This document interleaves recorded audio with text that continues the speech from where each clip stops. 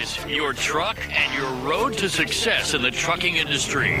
This is Trucking Business and Beyond, the show that puts the money where it belongs. Back in your pocket. Welcome to my world. I'm your host, Kevin Rutherford. The website is letstruck.com. The show is all about the business of trucking. Today is Saturday, January 27th. We are here live. Pick up the phone to join me, 8888 Road Dog.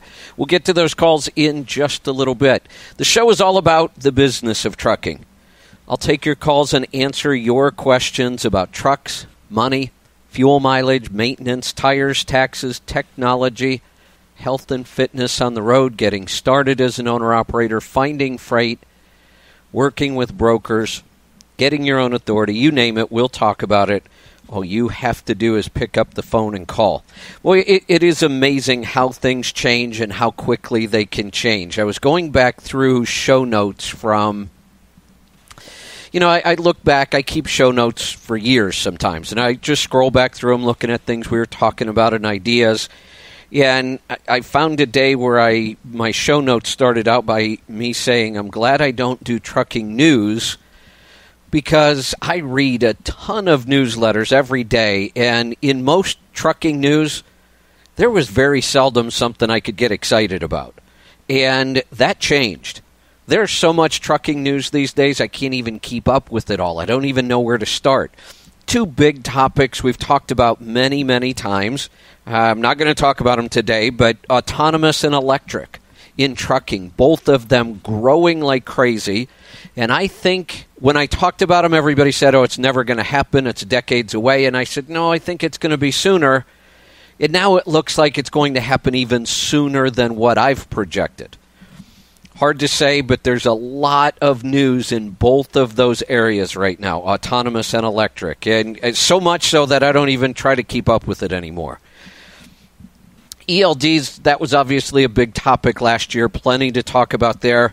To me, that kind of seems like a done deal, but for a lot of groups, it's not. There are a lot of groups still fighting it.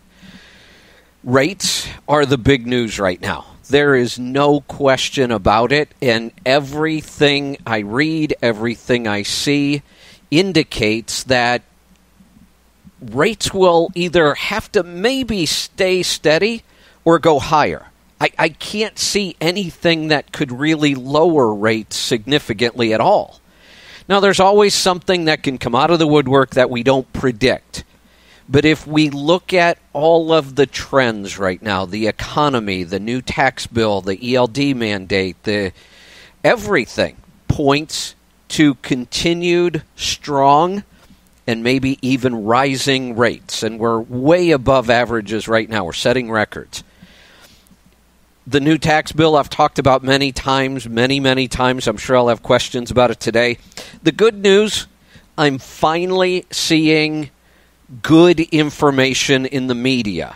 In the trucking media, both radio and magazines, the first couple of weeks, it was horrible. Articles were being published that were completely wrong. I was trying to correct as much as I could because this is something I've stayed on top of. That's finally swinging. I'm finally seeing many good magazine articles that have it right. ATBS, which is an accounting company that I'm very familiar with. Love those guys over there. They will be all over Road Dog this coming week. I think I saw a schedule. They were going to be on 3 different shows talking about the tax law change, and they have it right. They've had it right from the start. Because, again, this is what they do. They stay on top of it. So I've been on, 3 other shows talking about this. I've certainly talked about it a lot on my show. I'm glad to see that enough people are getting this right in the media that we should be able to end the confusion and move forward with good strategies. I feel like I spent the first, over a month into this now?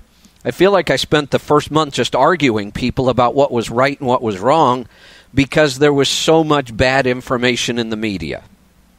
I think we're finally turning the corner on that, and we can get down to good strategies, and I'm excited about it. I will tell you the biggest thing we're seeing. I've run several hundred analysis. In fact, I'm doing them free right now. If I get some information and, last year's tax return, I can run an analysis to show you how 2018 should look. And also, I'm doing a lot of tax analysis to show when it makes sense for an owner-operator to incorporate. And don't get confused with all the LLC, S-Corp, C-Corp, all that stuff. When I say incorporate, the way we like to do it, it's not the only way to do it, is you form an LLC first. That's a state entity. Then you choose to be taxed as an S-Corp. And there's a lot of reasons to do it that way. I could spend the next hour talking about that, but it's really not important. Just know when I say if an owner-operator, this is when they should incorporate, that's what I mean. You form an LLC, then you choose to have it taxed as an S-Corp. I see a huge future for that for the owner-operator world right now for two reasons. The tax law change affected some of those calculations in a positive way, and the new tax rates have helped, and the increased economy and the increase in rates mean that so many more owner-operators are up in the range where it really saves a lot of money. I am seeing, I know this sounds crazy, and I haven't really, run a lot of reports on this, but I've looked at a couple hundred business reports from our owner-operators here, and I go over them sometimes here on the show. I would have to say the average owner-operator right now, the clients we're working with, are taking home about $75,000 to $80,000. That's average. That's not like the high numbers. That's the average right now. At $80,000, if you incorporate, the tax savings alone is a little over $6,000. So it's significant savings. I've done some where single truck owner operators are making $110,000, $115,000. The tax savings for an S-Corp at that point becomes $10,000 or $12,000, depending on a couple other factors. So it's significant amounts of money. And the corporation allows us to work a couple other tax strategies that can also save some money. So we're seeing that trend. But here's what I really want to talk about. That trend is happening because freight and rates and volume are so strong. And again, I don't see anything on the horizon that's going to change that. Here's what I want you to be aware of. Here's what I'm a little worried about, because this boom and bust cycle in trucking, I've seen this happen probably a dozen times in the 3 decades. I can clearly tell you, some years I'm at events and all we talk about is how great the rates are. And then the very next year at the same event, because I go to the same events every year and I have been for a long time. I see the same people. We have the same conversations. It's just, what's changed. And the very next year, sometimes you're talking about how bad the economy is and how much it's hurting the industry. Those are normal business cycles. They're always going to happen. Right now, we're in a really, really good, strong cycle. And I hope it lasts, and it looks like by every indication it should. The tax law changes, especially the lower corporate tax rate, is driving the economy right now. People are getting big bonuses. Companies are bringing money back into the United States that they have to pay tax on, but they are investing it back into their workers, into raises, into bonuses, and not only are they bringing that money back in, which is money they earned a long time ago. They just didn't want to bring it back into this country because of the corporate tax rate. So that's money that's just been sitting there. They're bringing that in. That's stimulating the economy. They're also looking at their own tax rate going forward and saying, wait a minute, our taxes are going down. We're going to reinvest that money back into our business, which means more jobs and higher pay for the people who are working. All of those things mean more goods being bought. More goods being bought means more trucks have to move freight. We don't have a lot of drivers. So the only thing that can happen is rates have to go up. And they already are. We're seeing that. Here's what I want to caution you about. Most of the time in these cycles, again, I've watched these many, many times from an accounting standpoint, I see just as many people fail, maybe even more people fail in these cycles as I do people grow or succeed, because they focus on the wrong things. This is where good business knowledge and experience come into play. And unfortunately, this is just an industry where we have a lot of people in business because they want to own a truck, but they really don't understand business. When we come back, that's what I'm going to talk about. I'm going to give you some things to watch out for. I'm going to give you where I think the opportunities really are. We'll do that right after this break. Oh, coming up in the second hour, top of the second hour, very special guest from Women in Trucking, Ellen Voie. She'll be talking about several things and her new radio show here on Sirius XM. We'll be right back. I'm Kevin Rutherford.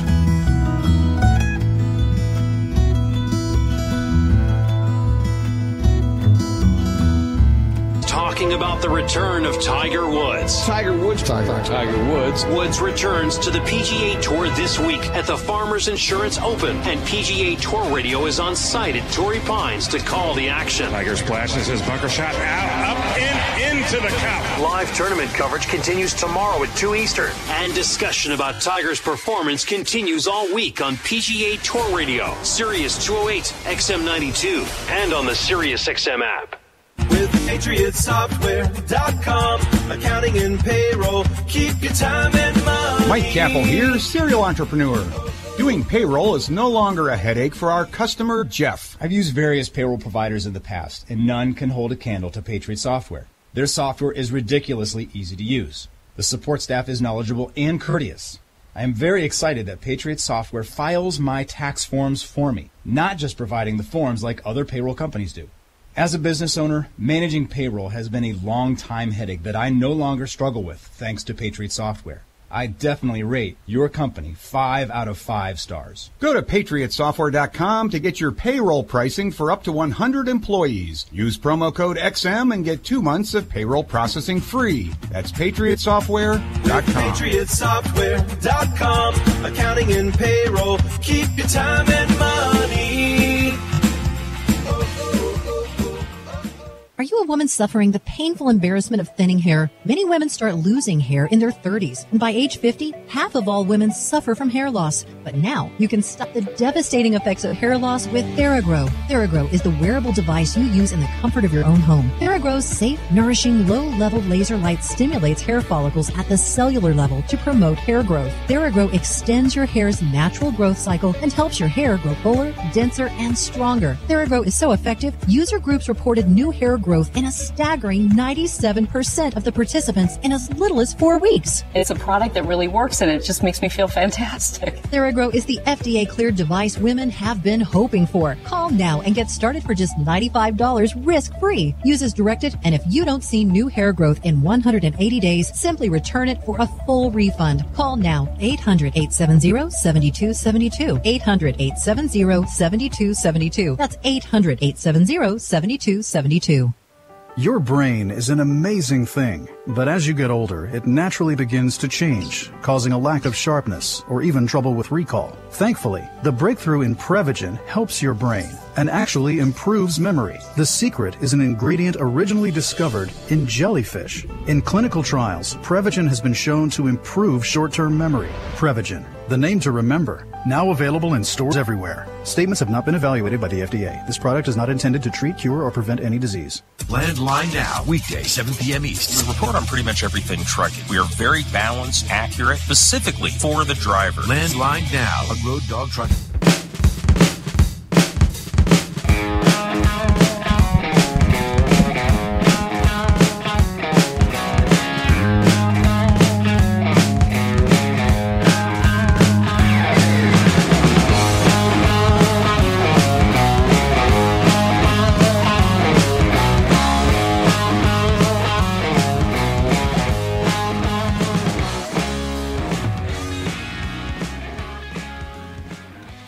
Welcome back. I'm Kevin Rutherford.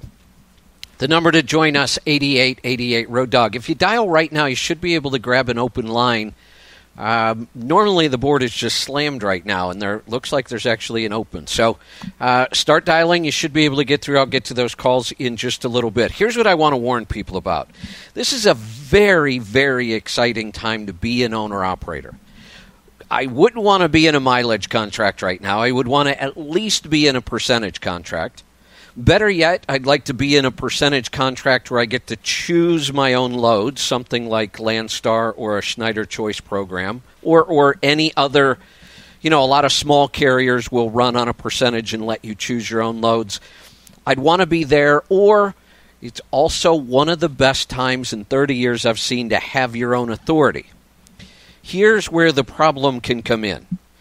If you have your own authority today, especially if you're doing a good job, or even if you're with one of these carriers and you're doing a good job, you are going to start seeing a lot of pressure to add trucks. It happens every time we go through this cycle. I've tried to help my clients with this for years. They almost always make the wrong choice. Adding trucks right now, if you are not ready, and if you think you're ready, you're probably not. Most people aren't. And I'll give you some criteria on what I think should happen first. But adding trucks right now could be a death sentence. And that's why I say sometimes in these boom cycles, I see just as many people fail. And they're almost always failing because they're not running it like a business and they try to grow. Growing would be wonderful when there's all this freight and all the rates being so good, except for the fact, unless you can buy an autonomous truck to move that freight, you're going to run into a big, big problem. That is drivers. The competition for drivers right now is as big and bad as I have seen it in a very long time, and it's only going to get worse. I don't see anything on the horizon that's going to... don't call me and tell me there's no driver shortage. I'm so sick of hearing that. I could care less what you call it. There is a capacity crunch. Otherwise, rates wouldn't be going through the roof. The capacity crunch in trucking never happens because we're short on trucks and trailers. There's trucks and trailers everywhere, and they're easy to buy new ones. It's not hard to acquire equipment. The reason we have capacity shortages is because we can't find enough people to drive them. So don't call me and say, well, if they would pay more, we wouldn't have a shortage. You're right. And then rates would go back down. Where would you be then? That's supply and demand. That's not just trucking. Yeah, if we paid $100,000 a year for truck drivers, we would have a lot more truck drivers. But that's not how business works. There isn't enough money in freight to pay those kind of rates. Yes, as rates go up, the companies will pay more. At some point, maybe they'll pay enough. They'll start attracting new people into the industry. But guess what that does? That drives rates back down. That's the natural cycle of business. I don't see that happening. I don't think that rates are going to go up enough to make up for all the other reasons why we don't have enough drivers. Not anytime soon. So if you think and you get tempted to add trucks, I want to give you a plan. My advice would be try to make as much money as you can with your own truck. That's what this plan's going to be. And be very, very, did I say very? Very careful about adding trucks. It's tempting. And your best customers are going to be the ones that try to pressure you into this. But it's your business, not theirs. You have to learn to make good business decisions. Here's the way I would approach this. First off, if you don't have good, solid accounting that's up to date every single month, don't even think about adding a truck. That's when you'll fail. I watch it happen over and over and over. That means, within 7 days of when the month ends, you should be able to look at a profit and loss statement, see what your revenue is, see what your expenses are, see what's left over. And once you have that, that's step number one. If you're not going to do that, don't even think about adding trucks. Once you do that, then you start looking at your profit margin.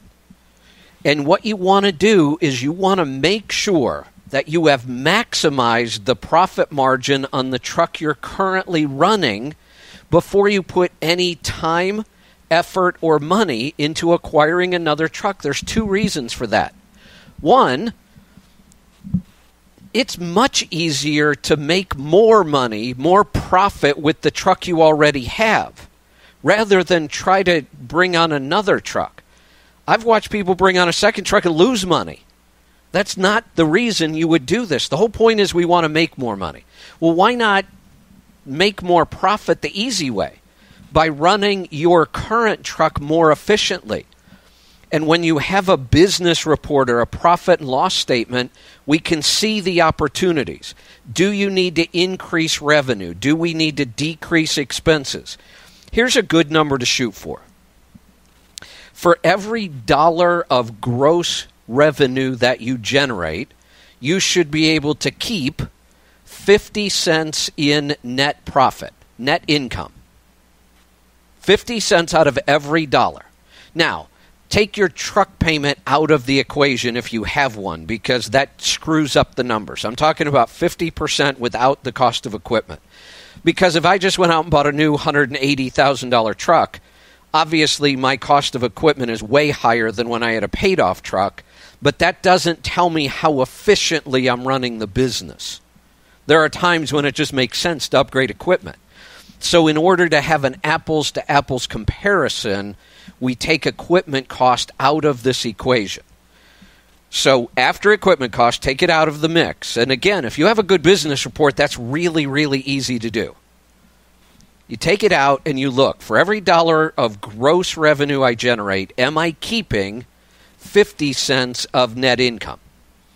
That's a good target to shoot for. And I'll tell you, in today's world, with the rates where they are, I'm probably going to bump that number up to 55%. Because as rates go up, it gets easier to get a bigger margin. Your expenses really aren't going up. Not significantly, not like rates are. So that 50% number, after this first quarter, I'll probably adjust that after I go through a lot of the reports. But shoot for 50. If you're not at 50%, don't even think about adding another truck. Why would you? Adding another truck is a lot of work, it's a lot of expense, and it's a lot of risk. And if you're lucky, you're going to get 10 or 15% out of that. That's if you do it right. But if you can't get 50% margin out of the truck you currently have, what makes you think you're going to be able to get a good margin out of the second truck you're going to buy? You don't know how. You haven't proved you know how. So generate more profit without all that work, expense, and risk. Then when you get there, maybe that's the time to think about adding equipment, but you better have a really, really tight, large profit margin, because the only way to attract and keep good drivers is to pay them a lot. Forget all the other stuff they tell you about drivers. There's two things that will allow you to keep drivers. Pay them really well or get them home a lot. Both of those things will work. There are some other ways you could make more money, more profit, that are much easier than adding equipment. And one of them would be, if you're leased to a carrier, consider your own authority first. There's a lot more potential for profit. I'm not going to say there's a lot more profit, because if you do it wrong, you could make less money. But there's a lot more potential for profit by having your own authority and controlling your rates. If you already have your own authority and you're thinking about adding a truck, why not think about going shipper direct instead? And you don't have to do it for every single load. You can still use lots of brokers, but why not attempt to go out and get just one of your own accounts somewhere around the house? People say, well, that's really hard. Yeah, it is. I get that. And I would stay away from big shippers that use lots of big carriers, because it's tough to compete against them, and we don't want to anyway. But find smaller shippers that do contract with single truck owner operators. They're out there. They've always been out there. They're even easier to find now, because they're having a hard time finding trucks if they don't have long-term contracts with big carriers. So getting your own customers right now is easier than it's ever been. And if you think that's a lot of work, and you think owning a second truck isn't, you're mistaken. So look for your own shippers. And then if you get one, and it's working, maybe you could get 2. If you got 2, maybe you could start to really specialize in your outbound freight going to a certain area. Let's say you're running out of the Midwest and you get 1 or 2 really good shippers that you can work with on outbound, and a lot of the freight's going to the Southwest. Well, maybe you could go find a direct shipper down in the Southwest and you could control the freight in both directions or in a triangle. There are so many ways in this industry to make a much better profit margin without thinking about putting on more trucks. If you have a lot of good freight, you could also lease on other owner-operators. There's another good model. There's so many ways to do this right now that are better than adding equipment. I'm not saying you should never add equipment. I'm just saying you should explore these other possibilities given the environment we're in right now. I'm going to get to your calls and questions right after this break. Stick around. I'm Kevin Rutherford.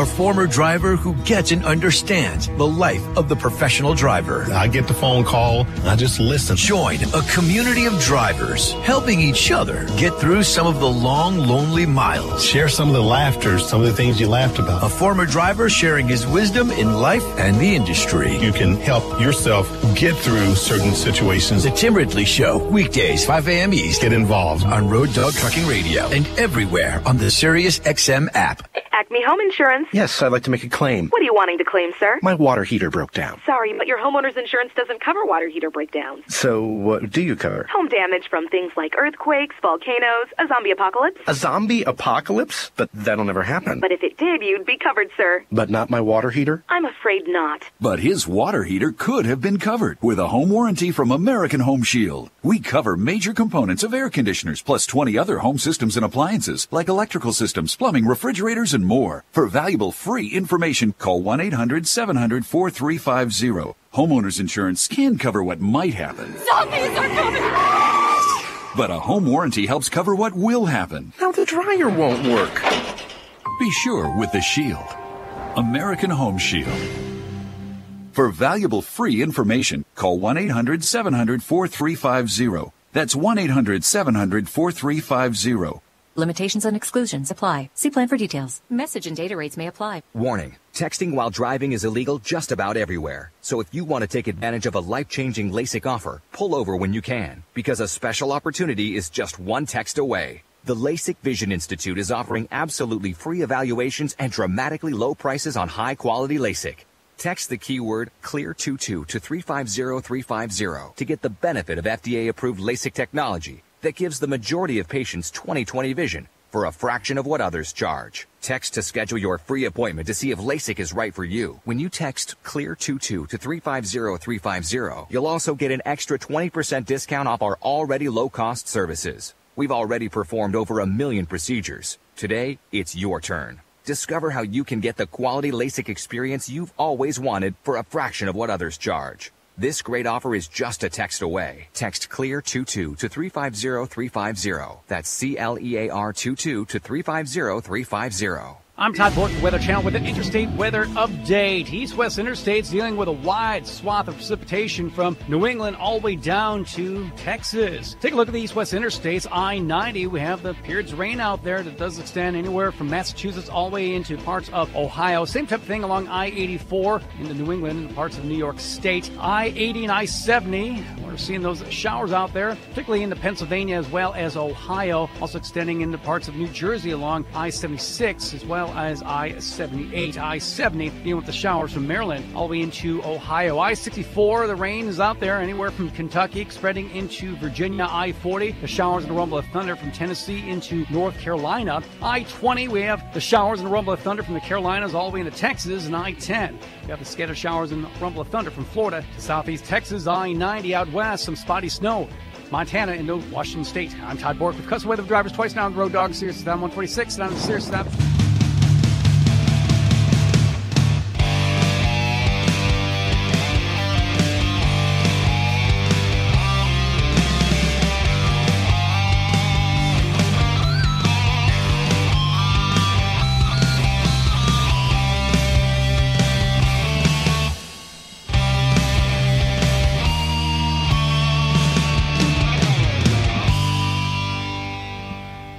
welcome back. I'm Kevin Rutherford. The number to join us, 8888 Road Dog. We're going right to the phones. We're going to start off in Tennessee. Robert, welcome to the program.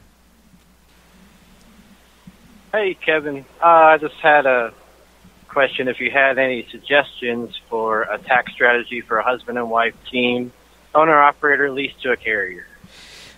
Give me an idea of net revenue. What's left over after all of your expenses, including depreciation and per diem? I would be just training her this year, so I wouldn't have an idea. That makes it, I mean, I can come up with some strategies, but most of our strategies are really based on revenue. You know, whether or not we should form an S-Corp is solely dependent on revenue. And if we don't have that yet because something has changed. Now, how long have you been an owner-operator without her in the truck? This is my 4th year. So in 2017, you know, without her in the truck, what was your net revenue for the year? It was $40,000. Then you're nowhere near being ready to incorporate. If I were to estimate how much net revenue really goes up when we add a second driver, it's a good number would be 50%. So you're probably going to net, you're not going to double. I mean, sometimes you can, it depends on the freight, but I like to be conservative when I'm making projections. So I would say your net, if it was $40,000 last year, is only going to be $60 or $70 this year. And we would have to take 2 salaries out of that as a corporation. And by the time we do that, there's not enough tax savings to wipe out all the additional expense. So rather than focus too much on tax strategies right now. Now, let me ask you this. Was that net revenue, because $40,000 is really low, was that because you had a lot of depreciation? Yeah, it was a lot of truck repairs. I replaced the transmission last year. Well, hold on. Tires. We need to look at reality here. I'm big on not sugarcoating things. Yeah. Things like transmission and tires, I know they're expensive. I know it's a hard check to write, but that's not the kind of stuff that should drag us down to $40,000. Let's say, what did the transmission cost? $8,000? Yeah, $8,500. Okay, and tires $4,000 or $5,000? Yeah, $4,000. Yeah, so we'd still only be at about $52,000 if we threw those things back in, and those are just normal routine trucking costs. So that, again, I like to get people to focus on what's really important. And right now everybody's talking about taxes. I'm excited about it. I'm talking about it. But where you are, taxes shouldn't be that high on your list of priorities right now. What should be high on your list of priorities, how do we make more money? How do we become more profitable? How do I pay her? How do you pay her? How do I pay her? Yeah. What's my options for paying her? Well, there's all kinds of options. You could pay her by the mile. You could pay her by the hour. You could pay her by the week, by salary. I mean, it's totally up to you. Businesses are allowed to pay their employees any way they want. If you are married and not incorporated, you don't have to pay her at all. And I wouldn't recommend doing any kind of formal payroll because it's not necessary. You two are considered owners of the business. It's kind of the exception to the sole proprietor rule. Because you're married, you two can still operate as a sole proprietor. Now, I'm going to explain that because technically the IRS would say you have to operate as a partnership. But we've studied this. We've run it many, many, many times. You can run as a partnership to, be in line with the IRS rules. But if you don't, there's nothing for them to penalize you on. So we say, why would you go out and spend all the money to be a partnership, pay more money to do more tax returns, complicate everything, when the final result of the taxes will be exactly the same? And if they're exactly the same and you do it our way, which is just stay a sole proprietor, then there can be no penalty. So it's one of those things that, we just take what I think is the better way out rather than following the letter of the law because there's no downside to it. And as a sole proprietor, you don't have to do payroll. You two just take the profit that's left in the business. That's your compensation. Okay. I didn't know I could do that. Yeah. Now, the other thing that we do in a case like this is we file 2 Schedule Cs. So we take the profit that's left over and we split it. You each get a Schedule C. That way we can deduct the per diem for both of you on the Schedule C. And then you also both split the profit that way, and you both get credit towards Social Security. And that keeps our profit both very low, so that's good. Well, yes and no. I mean, we don't want to keep our profit low. That's the one thing we've got to get away from that thinking, and it's common. It just looks... Well, no, it isn't. There's nothing about that artificially makes our profit look low, other than the fact that we're both getting per diem, and per diem isn't a real number.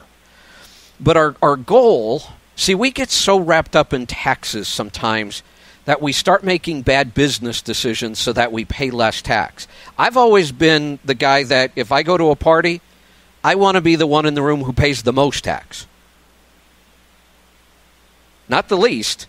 I want to be the one paying the most, especially because I know I'm taking every possible tax deduction, using every tax strategy I can, and yet I want to be paying the most tax. That just means I'm more profitable.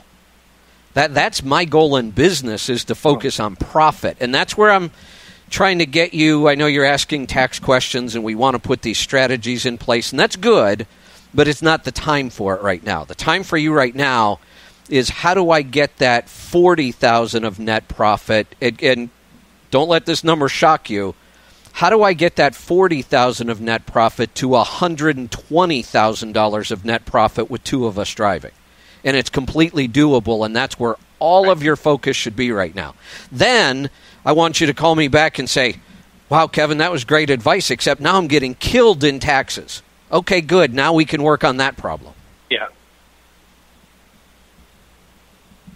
Does that make sense? First, tax second. There you go. Perfect. Yes. In fact, get a T-shirt that says that. All right. Thank you. You're welcome. Get a T-shirt. Hats, mugs. Profit first, taxes second. I love that. In fact, I'm going to steal that from you. I'll give you credit, though. Let's go to Wyoming. CW, welcome to the program. How are you, sir? Thank you for all your help. You're welcome. What's on your mind today? My question is about the itemized and standardized deductions. I'm a company driver, hazmat driver, and I have to buy all my own FRs, work boots, gloves, hard hats, so forth and so on. And my tax lady's telling me that I kind of took it up the tailpipe with this new tax code. I'm not mad about it by any means, because I know that my rate is dropping, so it'll probably work out. But what is the standardized and itemized deduction rule now? She is correct. She's 100% correct. And here's the thing. As an employee, and this isn't just trucking. I've heard a lot of people think that, Trump and, the Republicans targeted truck drivers and screwed them. This has nothing to do with trucking specifically.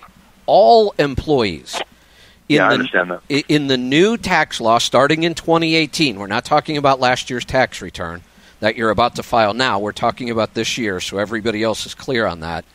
Correct. Starting in this year, employees can no longer itemize any of those business expenses, those job-related expenses. And it doesn't matter what occupation you work in. That includes mileage to and from the truck, too, right? Mileage to and from the truck, too? That was never deductible, ever. That's not even deductible for owner-operators. Never has been.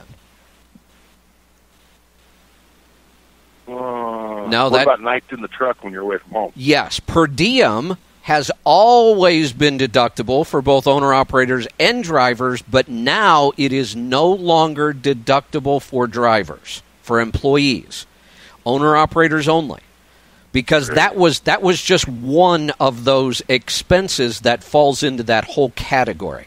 Here's the term. It's called unreimbursed employee business expense, and it included any expense that you incurred doing your job that didn't get reimbursed. So that was per diem, showers, laundry, like you said, hard hats, boots, gloves, all that stuff, logbooks. You used to be able to deduct that if you could itemize. Now you can't deduct it at all, period. There will be no form to deduct it on anymore. That's one of the biggest changes in the new tax code. So let me put you on hold. I want to come back to that. It's not as bad as it sounds. It certainly wasn't great news for drivers. It was mostly neutral for most people. I've run a bunch of scenarios on this, and it's mostly neutral. Some people actually gained a couple $100, some lost a couple hundred. But there's a way around this. I've been talking about it a lot, and I'm trying to get this word out in the industry. So when we come back, I'm going to talk about that. We need to put pressure on carriers, and we need to inform them. I want to help you with this. We'll be right back. I'm Kevin Rutherford.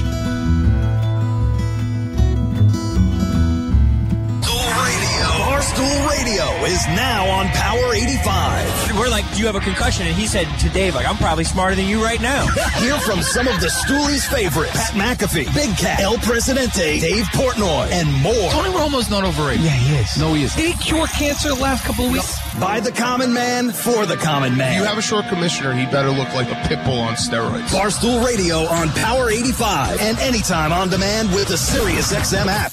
Message and data rates may apply. Guys, this may be the last time you ever have to think about hair loss. Because I'm telling you, Bosley is the real deal. They're giving men their hair back permanently. Their real hair. All it takes to get started on the hair gain train is a single text message. You'll get an absolutely free information kit and a free gift card when you text KIT66 to 85850. Check them out now. Bosley will show you for free how great your hair could look. Dude, this isn't your dad's hair loss treatment. People all over the country trust Bosley because they're America's #1 hair restoration expert, ahead of the curve with the latest technology. And the best part, Bosley's solution is permanent. You're going to love what they'll do for your hair. So drop what you're doing long enough to send a text. Get your free information kit and gift card for $250 off by texting KIT66 to 85850. Don't forget, that's KIT 66 to 85850. Pilot Flying J has exclusive deals on food, drinks, and snacks waiting for you in the My Pilot app right now. Like free slices of pizza, buy one, get one free drinks, and more. But these deals are only available when you download the My Pilot app. It's easy to do. Just text XM to 30311. Then visit any of our Pilot Flying J locations and start saving today. You'll receive new offers in the app every 2 weeks. Text XM to 30311 to download the app now. Message and data rates may apply. Valentine's Day is just around the corner. This year, give that special someone something really personal, something that really stands out. Let CanvasWorld.com turn a favorite photo into a museum-quality custom canvas at the size of your choice. They use a state-of-the-art, environmentally friendly process to produce prints that are higher quality than ever available before. Their prices are great, and their work is guaranteed for life. CanvasWorld.com makes it easy. Just upload your photo, choose a size, and you're done. They'll even retouch your photo absolutely free. Place your order at CanvasWorld.com today and save 35%, plus get free shipping when you enter promo code RADIO at checkout. This Valentine's Day, get them a custom photo canvas, a gift they'll cherish forever. And now, save 35% and get free shipping when you enter promo code RADIO at checkout. CanvasWorld.com, where photos become art. Road Dog Trucking Radio. Our favorite color is chrome. Road Dog Trucking Radio, Sirius XM 146. Or listen on the Sirius XM.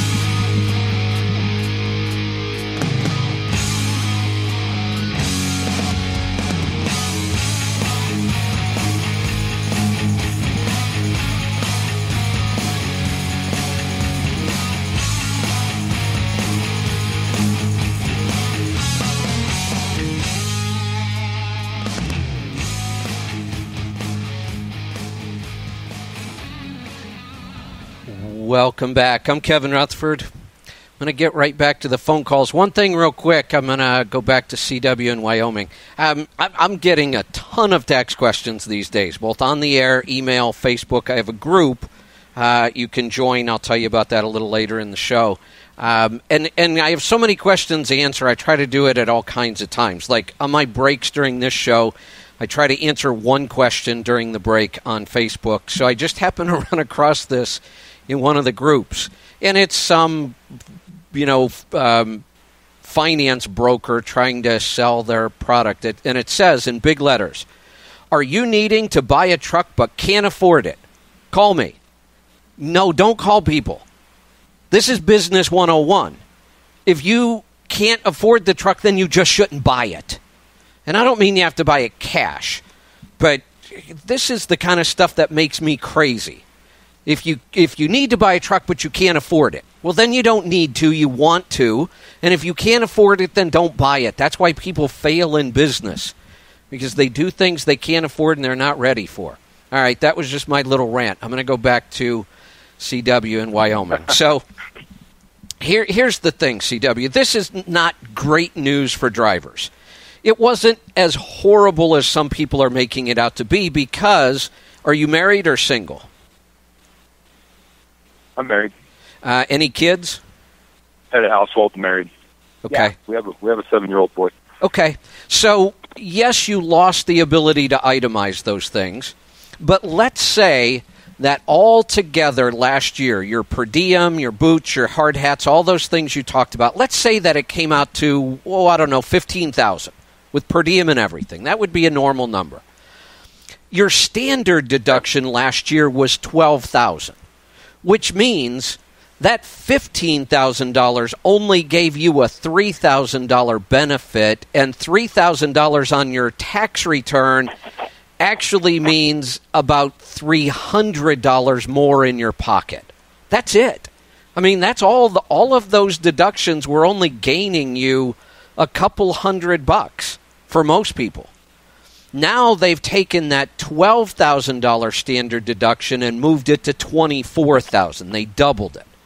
But of course, it's not that simple, because they also took away what we used to call personal exemptions, which means with 3 people in your family, that would have been another $12,000.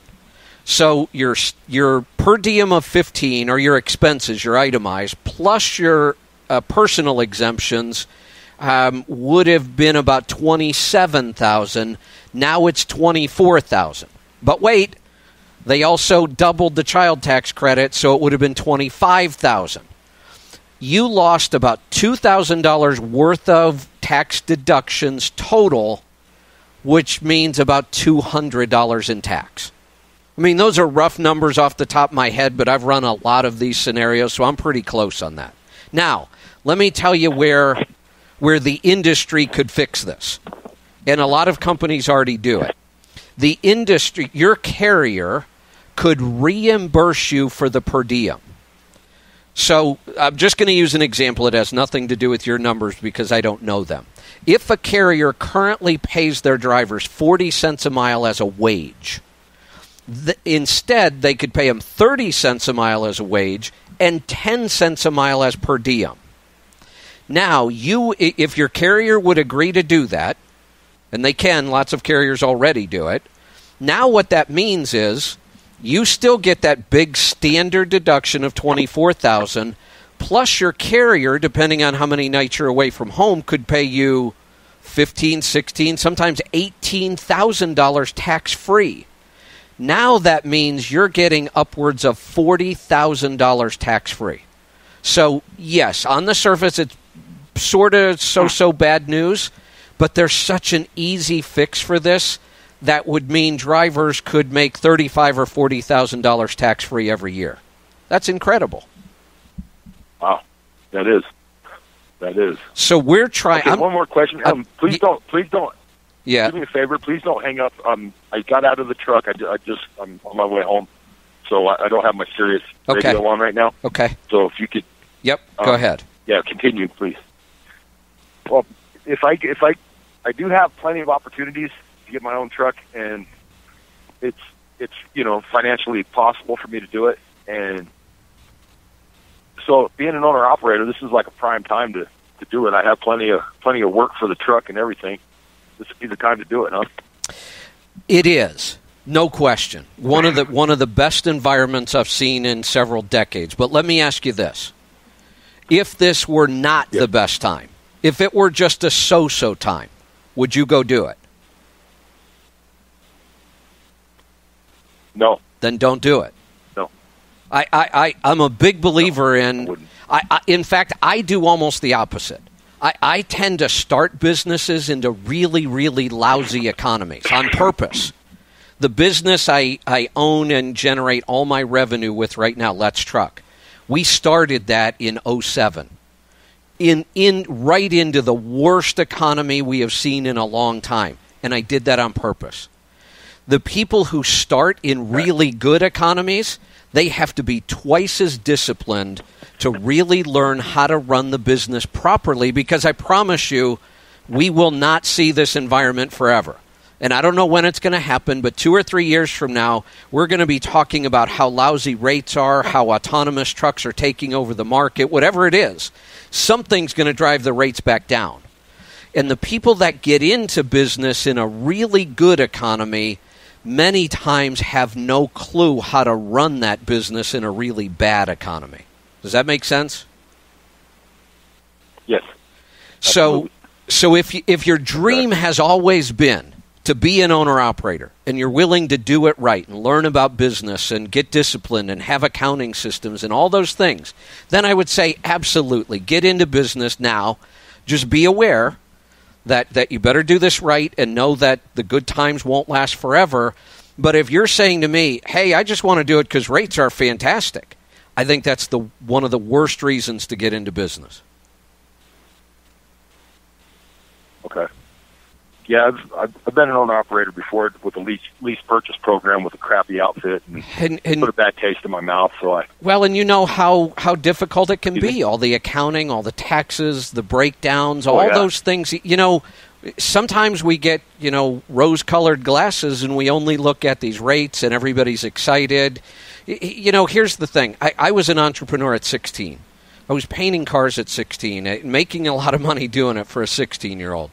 I opened a gym at 19, and that gym lasted for 30 years, still in business. I think last couple of years ago I checked, it was still there. I sold it a long time ago. I've had trucking businesses. I've done being an entrepreneur is in my blood. I can't think about anything else.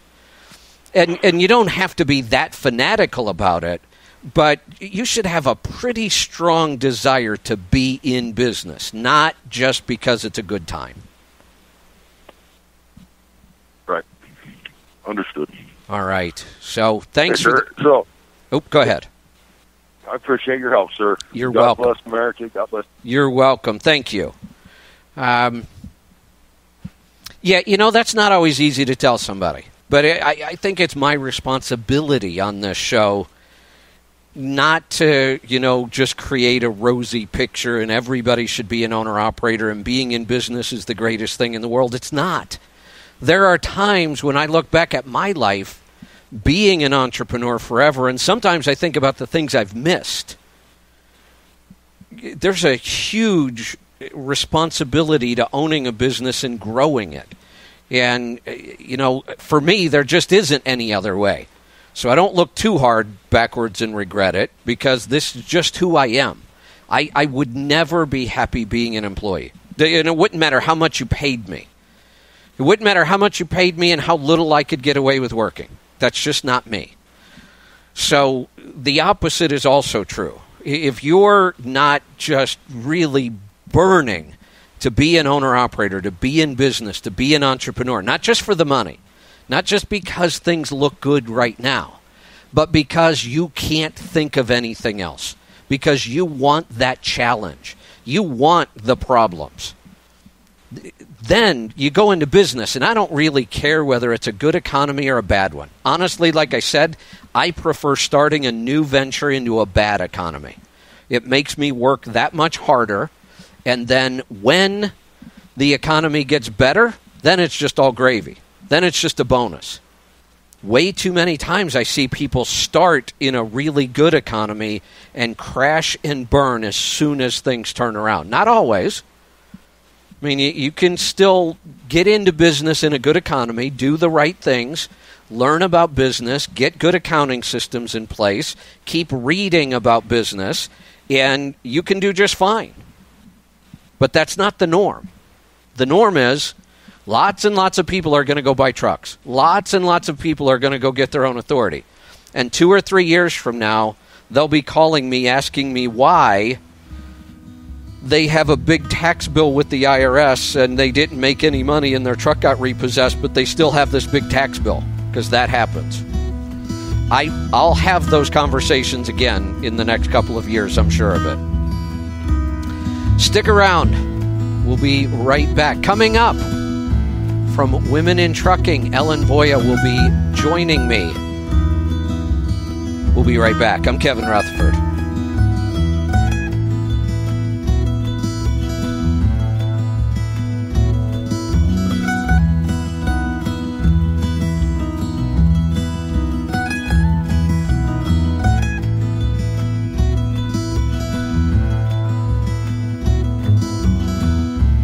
.47 is your guide to the commodities markets, ag news, and trade with expert analysis protecting your investment. Fishing, hunting, conservation, rural lifestyle is the outdoor lifestyle on Rural Radio 147. Professional bull riding, rodeos, highlights, and live action from across North America. The #1 source for Western sports. Rural Radio 147. Whether it's Western sports, hunting, and fishing, or the latest in ag markets, Rural Radio 147 will take you there. Rural Radio 147, or listen on your phone with the SiriusXM app.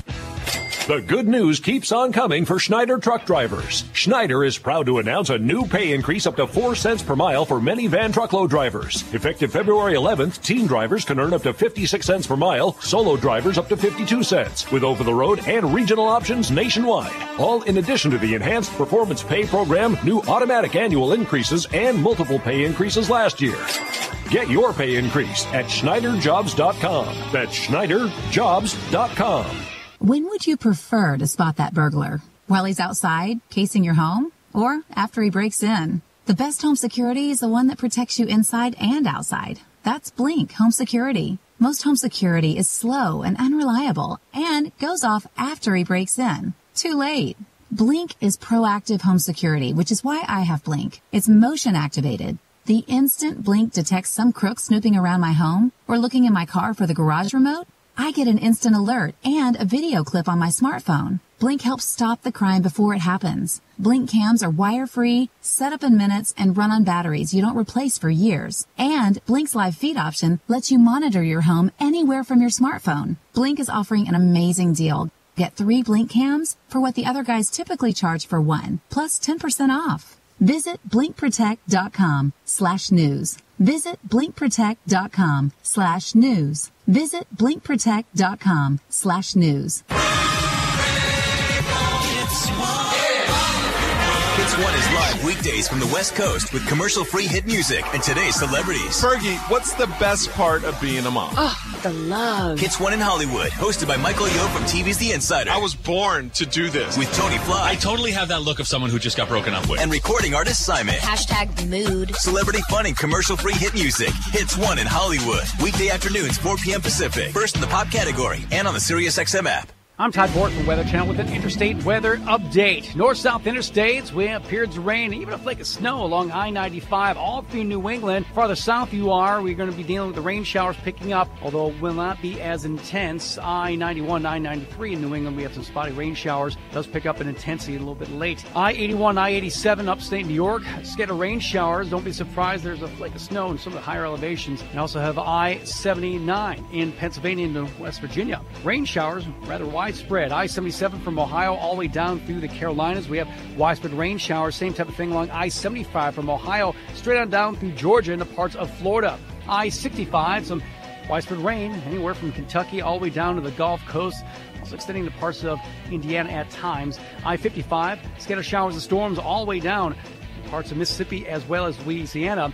I-45, some scattered showers in Texas. I'm Todd Bork with custom weather drivers twice down the road, dog. Sirius is at 146 on the Sirius Map Smart. Your money, your taxes, your truck, and your road to success in the trucking industry. Now, back to Trucking Business and Beyond, the show that puts the money where it belongs. Back in your pocket. Welcome back. I'm Kevin Rutherford. The website is letstruck.com.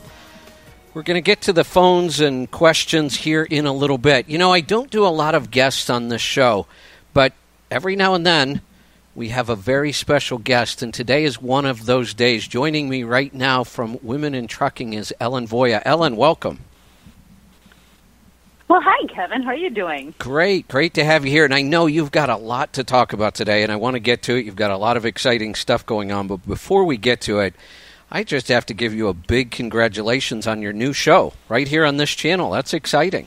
Well, it is exciting. And today we actually had the very second show, and the lines were lit up. So, you know, I was just talking to Lisa about how fun it is to be able to talk to drivers and hear from them and hear what they're thinking. So thank you, and I'm so happy to be part of the Road Dog channel.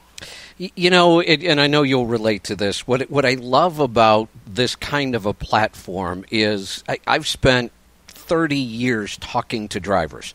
You know, whether it was at truck shows, giving seminars, you know, or, you know, just talking to them on the phone, helping them with taxes and accounting. And you end up saying the same thing over and over and over and over to one person. I love the fact that I can come on here, answer the one question, and I don't know, 40, 50,000 people, whatever the listenership is, you know, it seems so much more efficient. And I know you've spent a lot of time in the trucking industry, and you talk to people and you help them with things. So now for you to have that platform, I think is just awesome. Well, yeah, and you and I go way back, Kevin. I think we've both been in the industry for more than a few years, right? Longer than we both want to admit, right? Yeah. But that's good, and I really appreciate the fact that Road Dog Trucking believes that we need a forum to talk more about issues that concern women in trucking. So I really appreciate the opportunity, and I've had 2 guests on, and they've been amazing. So I'm looking forward to, you know, continuing this show every Saturday morning and listening from drivers and anyone else who calls in. So, but thanks for having me on your show today. Absolutely. And you may not know it because I know you've got a lot going on, but your show actually benefited me. How's that? Because they reworked the schedule on Saturday mornings, and there was an hour extra, and they stuck a replay of my Wednesday show in that Saturday morning slot. So I just got another hour of airtime. Oh, that's awesome. I thought so. Great. I'm glad it benefited you. That's right. So tell us about Women in Trucking. I've been following you since you started this. I thought it was an amazing organization when you started it, and I have just been blown away by the growth and the reach you've had. But there are a lot of people that might not even know what it is. So why don't you just give us, you know, Women in Trucking 101. The elevator.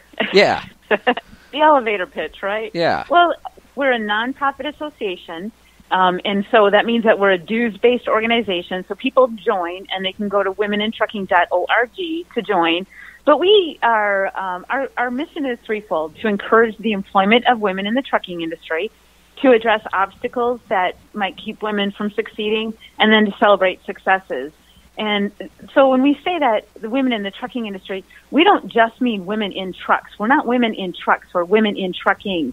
So our members include everyone who, from the engineers who design trucks to people who manufacture trucks and build trucks and sell trucks and trailers and drive the trucks and fix the trucks and own the trucks. So we really are broad. I mean, it really does encompass supply chain. And Kevin, 19% of our members are men because they believe in our mission. So I like to say we're not for women as much as we're about women. So when people think that there should be more women in the industry, and I'm going to tell you the data that it's about 7% female drivers and I think we're about 15% of women in management, which is really, really underrepresented. So our goal is to increase those figures and make sure that there's more women represented in all levels in the trucking industry.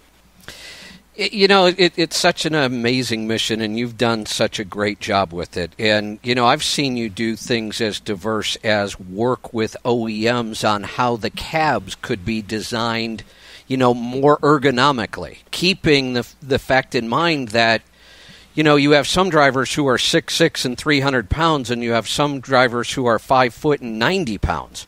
And, so... or 410. 410, that's right. Yeah, and then you've got to put wood blocks on the pedals because nobody makes a truck that fits a person that size. Those are the kind of things... Well, you're right. Go ahead. Well, it's all about adaptability, and we're not building a truck for women, okay? We're building a truck so that women are as comfortable, and small-statured men as well, so that everyone is as comfortable in the truck. And what I'm thrilled about is that the truck manufacturers are very receptive, and they'll come to us and they'll say, what do your members say about, how can we make the truck more adaptable? So it's everything from the slope of the dash to where the steps are in the sleeper cab, and how easy is it to open the hood, and where if you have the air in the seat, can you still reach the pedals? So it's really about making sure that it's just as comfortable for women as it is for men, because you and I both know a lot of women run teams, so they should both be as comfortable driving that truck as each other. Yeah, and that was just one example. Like I said, you're so broad-reaching and in management. And I was just talking about in the last segment how I've been in business my whole life, and I study business, and I read about business, and I go to business meetings. And business traditionally was dominated by men, but that started to shift a long, long time ago. Trucking is just one of the holdouts. The numbers you give seem appalling to me, honestly. That there's that little participation, but I've seen it. In one of the stories, I met somebody a long time ago in my career that was in the trucking insurance business. She was a receptionist. She really wanted to go sell insurance. That was her goal. And she got turned down over and over and over. They said, no, there's nobody in a trucking company today that's going to buy truck insurance from a woman. And that's what they kept telling her. And she said, okay, I'll go start my own agency. And I think she sold it for like $80 million. She did incredibly well. Oh, wow. Yeah. So, I love those kind of stories. And the numbers, honestly, as much as I follow this, I'm still shocked by the numbers you just told me. Yeah. Well, if you think about it, it's still surprising when people see a woman hop out of a truck. But and it's funny because we have women who sell trailers or sell trucks, and women who buy trucks. And one of the things that I'm proud of is Aero Truck Sales. We're giving away a truck in March to somebody at the Mid-America Trucking Show at our Salute to Women Behind the Wheel. And Aero Truck Sales is very involved with women in trucking, and they said, help us understand how to better sell trucks to women.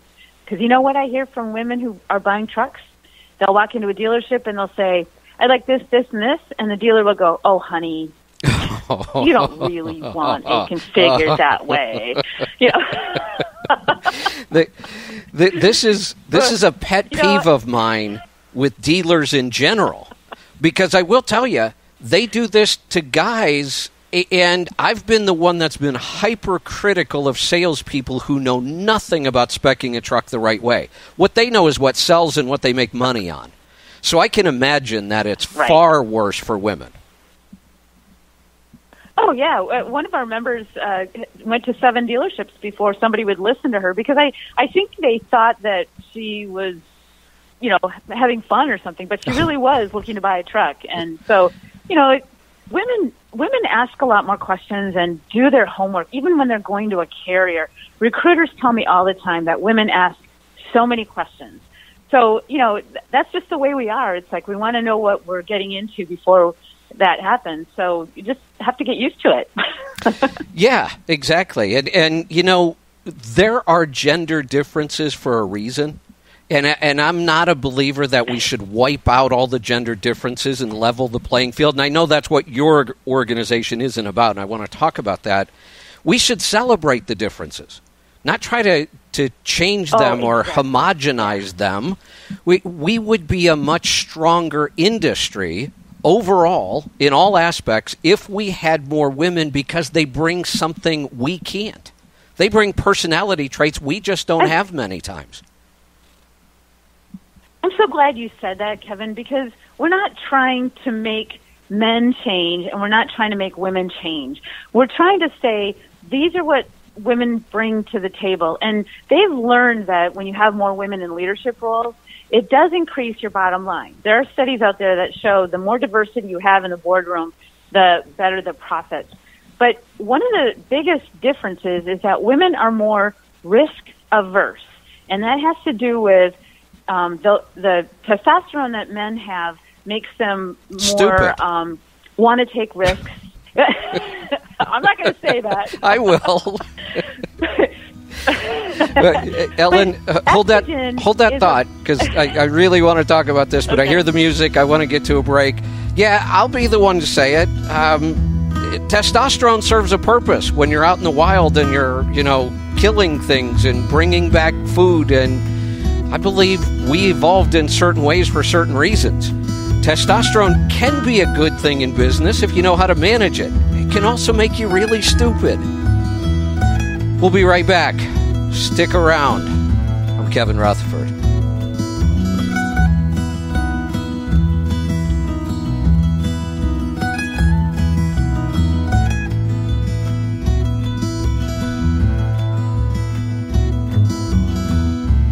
Right riff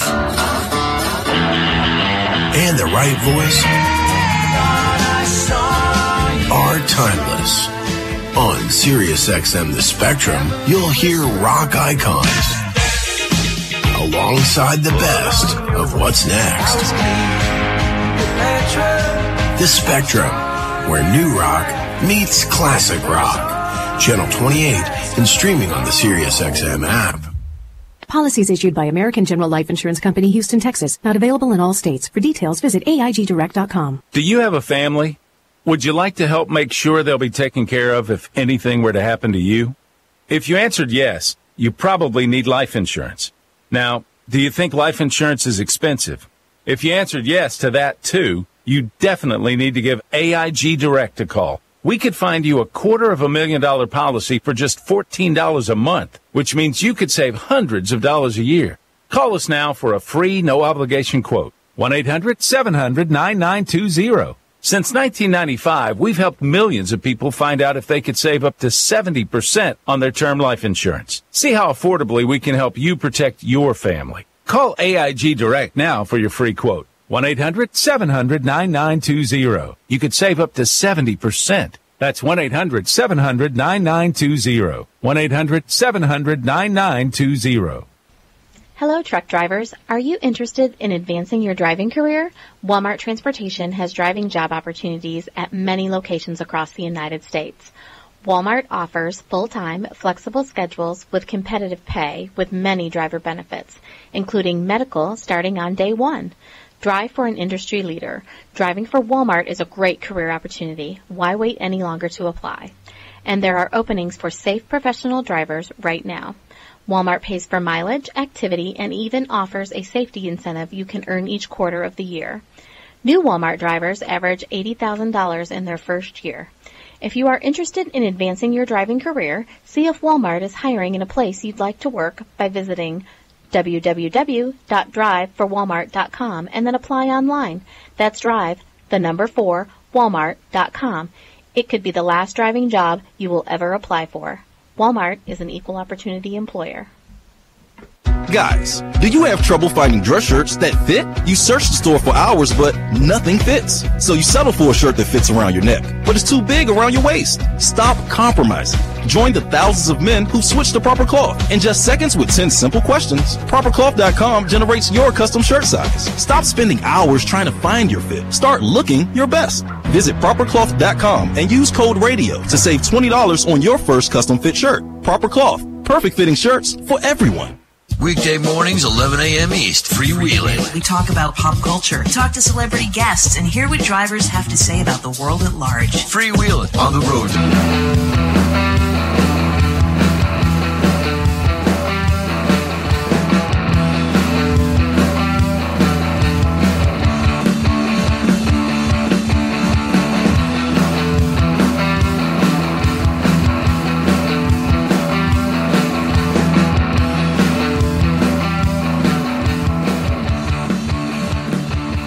Welcome back. I'm Kevin Rutherford.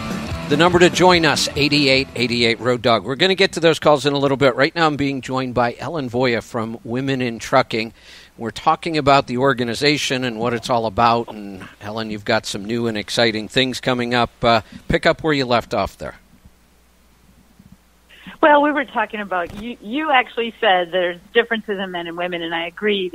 And one of the big differences is that, women are have estrogen and men have testosterone. And estrogen is a collaborative hormone and it's a bonding hormone. So women are more relationship oriented.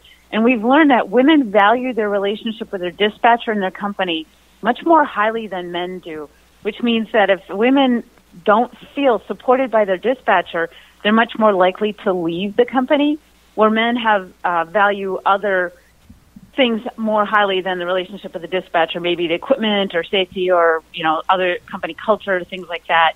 So, we've been doing a lot of research on how to attract and retain female drivers. And of course, women take fewer risks. So accidents involving women are typically at slower speeds, which means usually less loss of life and less damage to the equipment. So, one of the things that we do is we do a lot of research. We want to better understand how to bring more women in and what keeps women from advancing or entering the industry. So, and a couple things, Kevin, I have to tell you is we're coming out with a doll. It's a truck driver doll.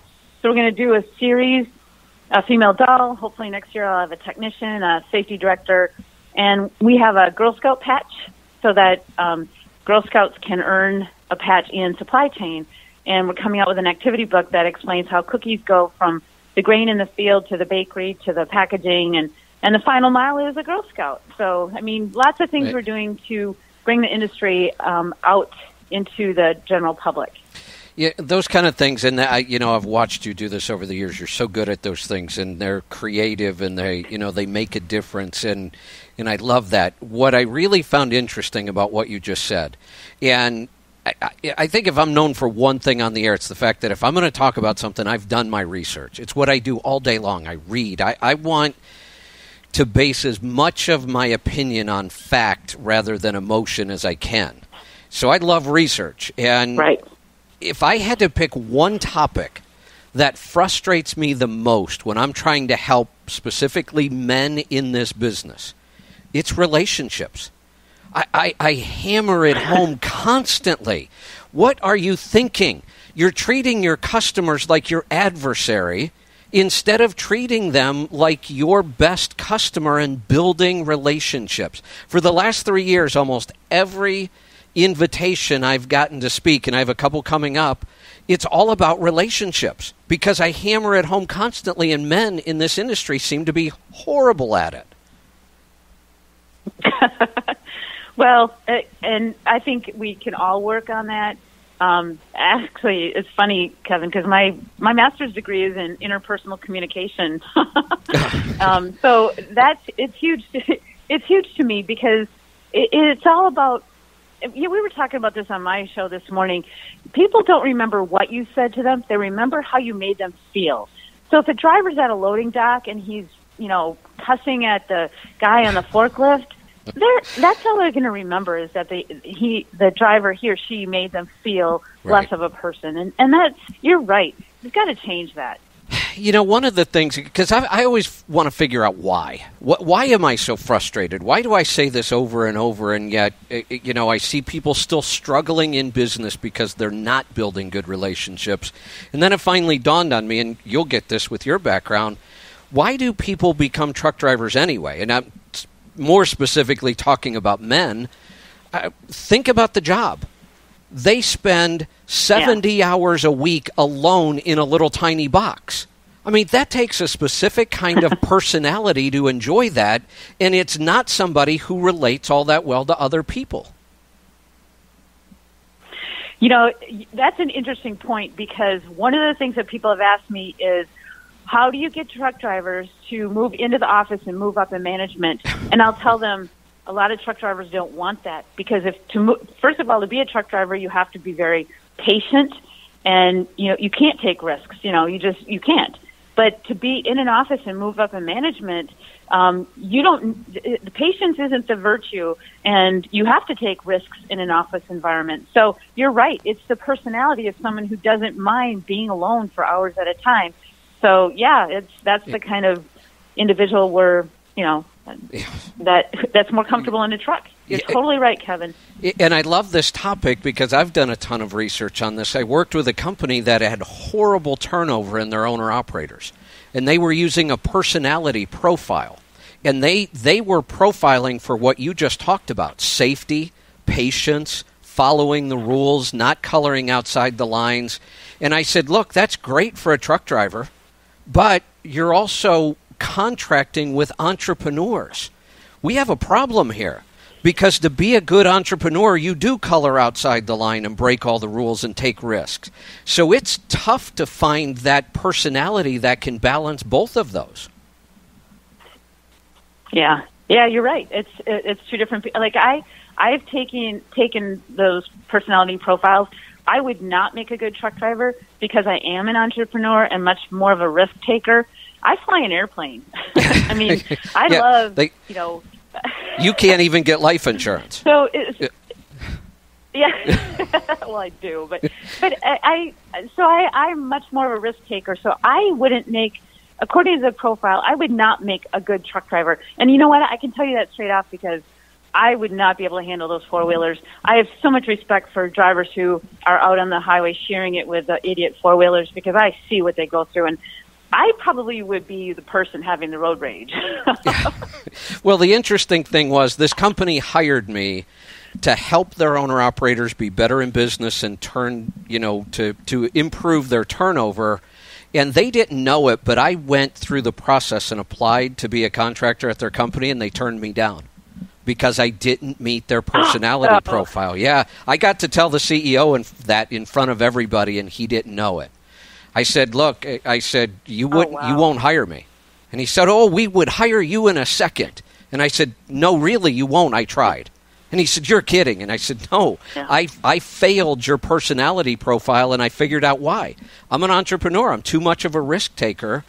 And you're screening for all of these things that are the opposite of what I am. And, they tried to go back and rework their whole personality profile, but it's tough.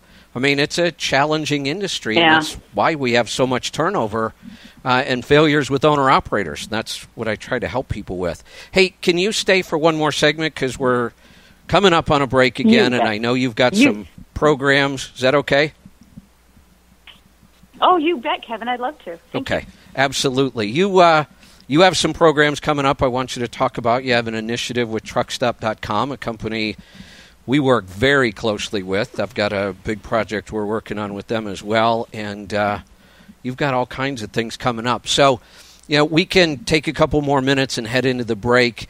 I love the way you approach things, the research, the facts, get the emotion out of this. And, I know men think that women are too emotional in business sometimes, and that's a stereotype, but I think what men don't realize is we're very emotional in business, too. It's just a very different kind of emotion. We might not always show the outward emotion, but we could go back to the testosterone, and I don't think men realize how much that testosterone is driving their decisions.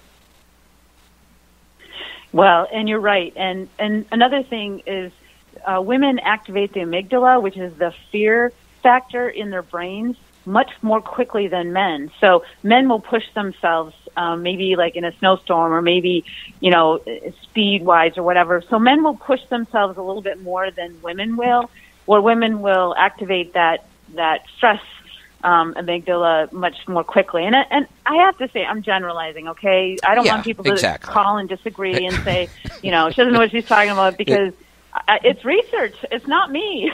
Well, exactly. And, those generalizations and stereotypes, they don't cover everything, but they exist for a reason. So I'm like you. When you're talking, on these topics, you do generalize, but there's a point to it. There are men that don't act that way, and there are women that don't act that way. There are exceptions, and nothing's black and white. There's a spectrum and a range. I refer to the amygdala as the lizard brain. It's just pure instinct. And you're right. Men tend to overcome it. That's why we do stupid things, or crazier things. You don't see nearly as many women, daredevil kind of things or extreme sports. You see some, but that tends to be a male thing. We don't think about consequences as much.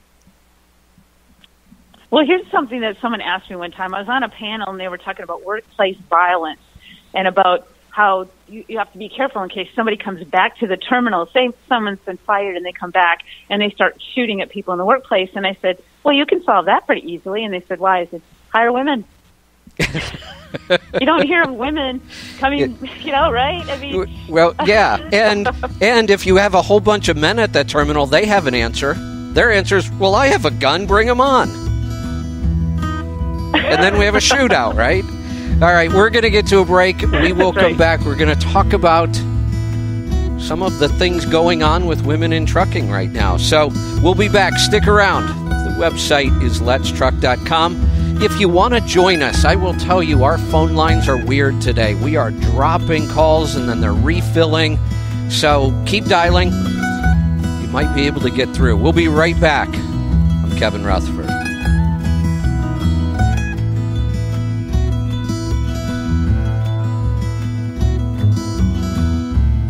Program dedicated exclusively to the professional truck driver. This is Landline Now. Raising fuel taxes. Uniform speeds. Flatbed loads are coming on strong. News critical to today's driver. We are refusing to invest in our infrastructure. Autonomous vehicles. Pay for the bill for infrastructure. I'm Mary McKenna. I'm Terry Scruton. I'm Mark Reddick, and this is Landline Now on the Road Dog. Weekdays at 7 p.m. Eastern. Sirius XM 149. Hemorrhoids. The pain, itching, and swelling can be unbearable. Now there's Recticare Complete Hemorrhoid Care System with 2 effective medicines that provide multi-symptom relief. Recticare Complete has the highest concentration of lidocaine and phenylephrine HCl without a prescription to relieve pain and itching and reduce swelling. Use Recticare Complete for noticeable results after the first use. Get Recticare in the blue and white box at Walmart, Walgreens, CVS Pharmacy, Rite Aid, and Meijer. Use only as directed. This is Ton Ostergaard, Chairman and CEO of Creek Carrier, Schaefer Trucking, and Hunt Transportation. As professional drivers, you are the backbone of this economy and certainly the backbone of our companies, and we believe you deserve more. That's why we've decided on a pay raise effective January 1st, 2018. In addition, we offer industry-leading benefit package because your health and the health of your family is extremely important. Get more out of your career.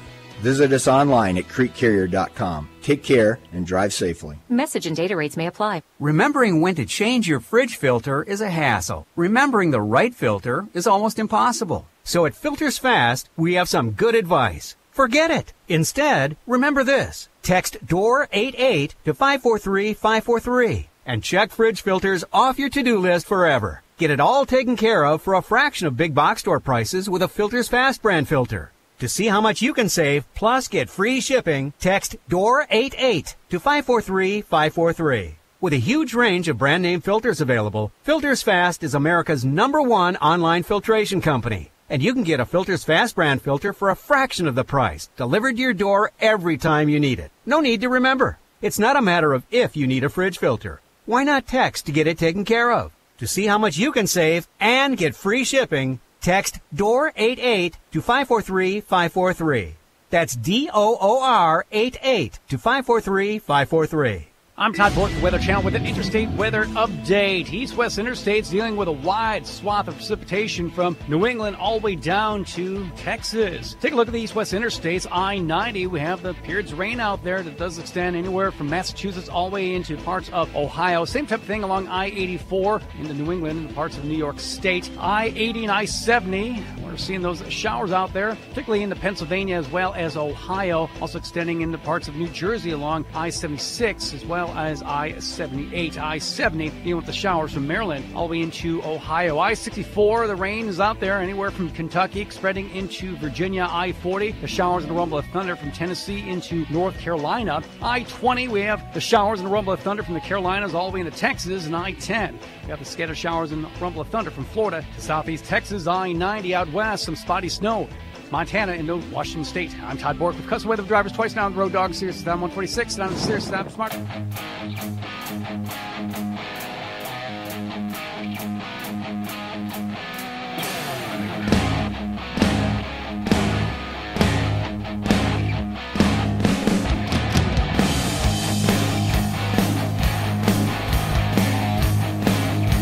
Welcome back. I'm Kevin Rutherford. We're going to get back to the calls in a little bit. Right now I have Ellen Voie joining me from Women in Trucking. Be sure to check out her new show right here on this channel. This morning was her second show. She'll be back next Saturday. I'll let Ellen give you the times. I'm so bad at that I can't keep track of my own show. Ellen, tell everybody about your show here on the channel, and then let's talk about your award. Okay, so the Women in Trucking show is every Saturday morning from 10 to noon Central, which would be 11 to 1 Eastern. So, hey, you don't have to listen to reruns anymore. You can get some original content on Saturday morning. Love that. Now, you have an award, the Distinguished Women in Logistics. Tell us about that, because I think you have a deadline coming up, don't you? We do. Thank you for letting me talk about that. Part of our mission is to celebrate success of our members. So, and again, we're not just about drivers. We do have our Salute to Women Behind the Wheel every year in March for drivers specifically. But this award is sponsored by Truckstop.com, and it's to honor a woman in the logistics industry. And again, the logistics industry has a little bit more women than the trucking industry. But not that many more. So we want to honor the pioneers. And the deadline is coming up. It's February 12th. And if you go to womenintrucking.org and just click on Distinguished Women in Logistics, click on that and you'll be able to nominate somebody. And the winner will be announced during the Transportation Intermediaries Association conference, April 8th through 11th in Palm Desert, California. So we're last year, the winner was Andra Rush, CEO of Rush Trucking, amazing woman who started her company with a credit card and, $5,000. So these are some pretty amazing women, and we hold them up as pioneers. Well, I got to tell you, you're right. And this is such a small industry. I'll be speaking at that event, the TIA. I'm excited about that. And I was on your website. I'm on there now, and I was looking at your 2016 winner, Shelley Simpson. I did a show with her. I was actually a guest on another show, and she was on at the same time.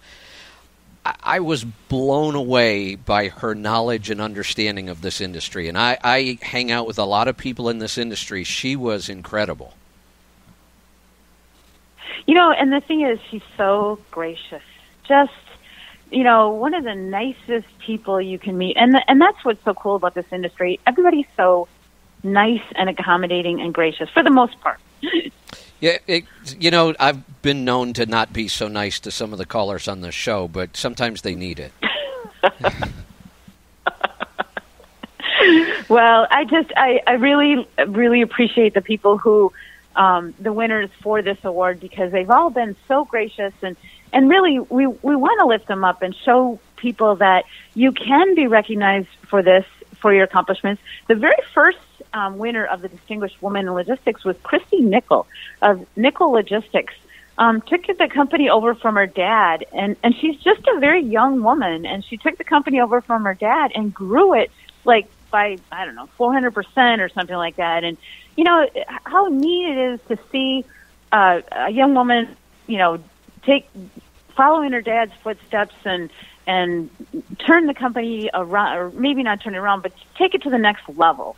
And, so we want to recognize these women for their accomplishments. So I hope the listeners will nominate somebody for the Distinguished Woman in Logistics Award, because it is a pretty prestigious award. You get lots of accolades.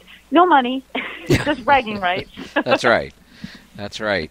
That's another topic I've always been fascinated about, and I just want to touch on it since you brought it up, which is generational businesses. I've studied a lot of them. And many times people look at somebody like that, second or third generation, and say, oh, well, big deal, the company was handed to them. But what I've noticed is it's almost always the opposite. I have watched so many companies crash and burn because of the next generation. That's not an easy thing to step into. So when I see, somebody take over a family business and improve it or grow it, I'm doubly impressed by that. Well, and especially when it's the daughters coming up through the ranks and not the sons, because Christy Nichols' brother actually works in the business, but he's more in the sales side. So she's operations, and that's even more. It used to be Smith & Sons Trucking, right? Right. So now it's kind of cool. And now we're seeing more Smith & Daughters Trucking. So I did a panel not too long ago with 3 women who took over followed in their dad's footsteps to run their trucking companies. And it's just so rewarding to see that women are right up there with their brothers. Yeah, absolutely. I love that. I love, again, what you're doing in the industry with the organization. And anything else going on we should know about? Well, we're giving away a truck in March. The applications have already closed, so it's too late to apply, but Aero Truck Sales donated a truck to us, and I get to hand the keys to some lucky person. I should say lucky because I had to write an essay about why we need more women in the industry in order to win. So we've got some finalists who've been notified, and we'll be doing that in March. Oh, and we're going to our doll is coming out in March, so we'll be able to announce that.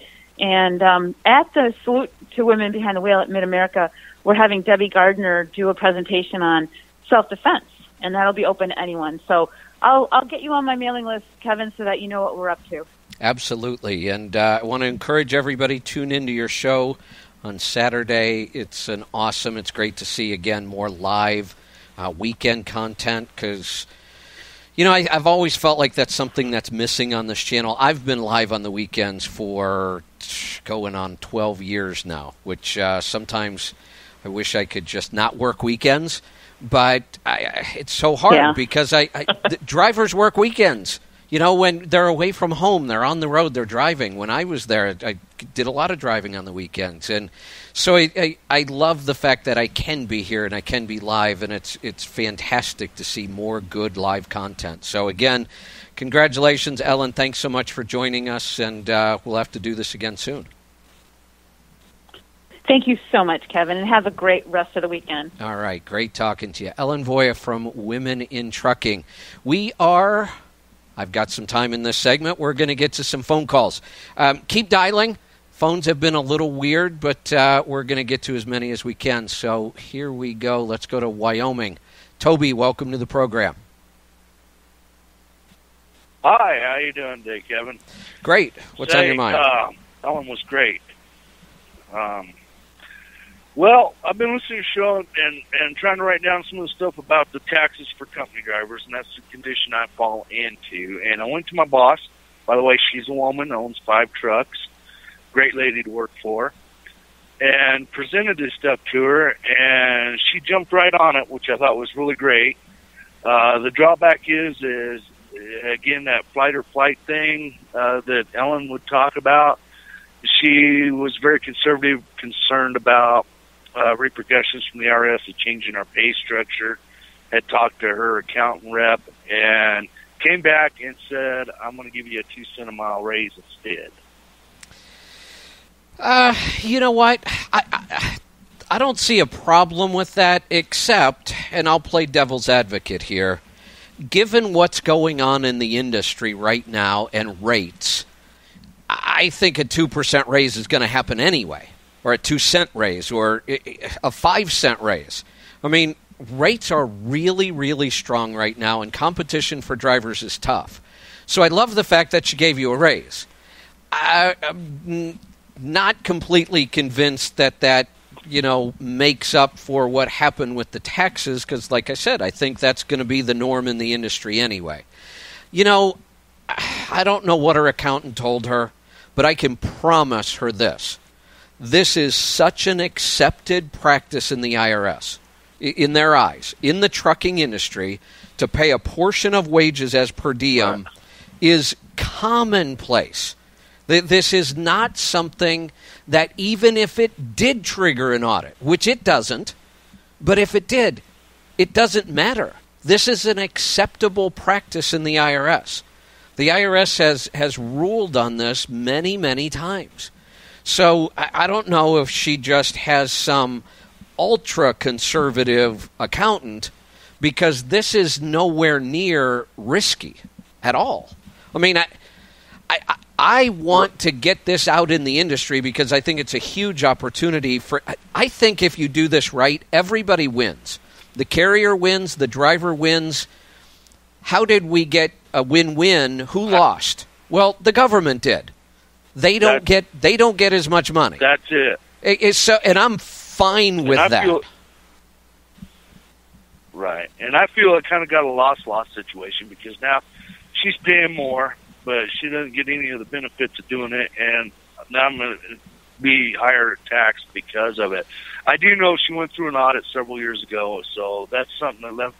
She's like, I don't ever want to do that again, and I can understand that. I'm sure. At 5 trucks, you're still a very, very small company. She's doing almost everything herself. I get it. I know what it's like to run a company like that, but and the whole thing about paying per diem, there are some downsides to it, or what some people perceive as downsides. I'm going to come back and talk about those right after this, because it's not all roses, but I think when we look at it overall, there are huge advantages. I'll even turn one of the perceived downsides into an upside. I'll talk about that right after this. Stick around. I'm Kevin Rutherford. We'll be right back.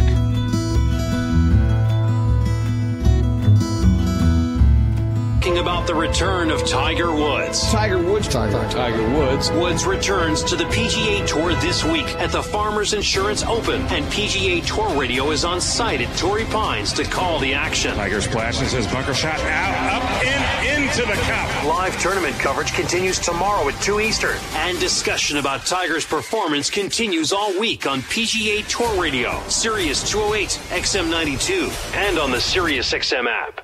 On the road, safety's everything. That's why Help Inc., provider of PrePass, has invested $700 million into making our roads safer. With PrePass way stations, bypass, and e-tolling, you avoid congestion around way stations and reduce the need to merge in and out of traffic. And transponders are hands-free to help you stay focused. We offer 1 month of free service to try before you buy. 888-559-PASS and use the promo code ROADDOG or visit prepass.com/RoadDog. 888-559-7277 or prepass.com/RoadDog. Valentine's Day is just around the corner. This year, give that special someone something really personal, something that really stands out.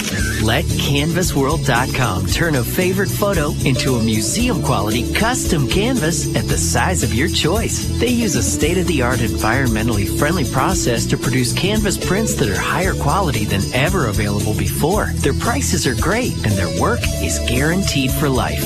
CanvasWorld.com makes it easy. Just upload your photo, choose a size, and you're done. They'll even retouch your photo absolutely free. Place your order at CanvasWorld.com today and save 35%, plus get free shipping when you enter promo code RADIO at checkout. This Valentine's Day, get them a custom photo canvas, a gift they'll cherish forever. And now, save 35% and get free shipping when you enter promo code RADIO at checkout. CanvasWorld.com, where photos become art. Policies issued by American General Life Insurance Company, Houston, Texas. Not available in all states. For details, visit AIGdirect.com. Do you have a family? Would you like to help make sure they'll be taken care of if anything were to happen to you? If you answered yes, you probably need life insurance. Now, do you think life insurance is expensive? If you answered yes to that too, you definitely need to give AIG Direct a call. We could find you a $250,000 policy for just $14 a month, which means you could save hundreds of dollars a year. Call us now for a free, no-obligation quote. 1-800-700-9920. Since 1995, we've helped millions of people find out if they could save up to 70% on their term life insurance. See how affordably we can help you protect your family. Call AIG Direct now for your free quote. 1-800-700-9920. You could save up to 70%. That's 1-800-700-9920. 1-800-700-9920. The Dave Nemo Show, 7 a.m. East. Your talk and conversation open to everybody in trucking. Road Dog Trucking Radio.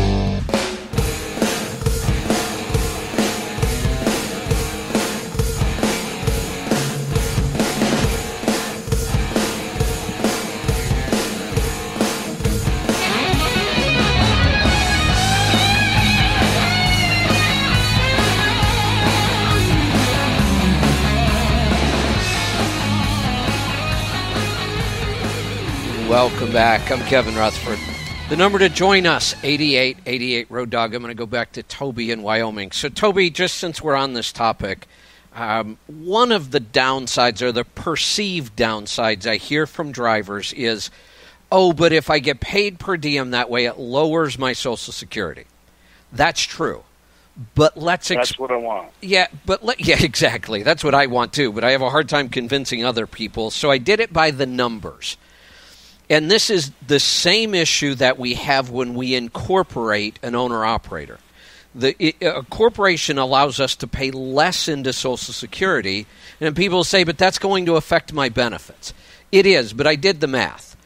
So if we take the average company driver who's out about 250 nights a year, and we pay them the full per diem, roughly $15,000 worth, over a 30-year career, it would lower their ultimate Social Security benefit by about $800 a month.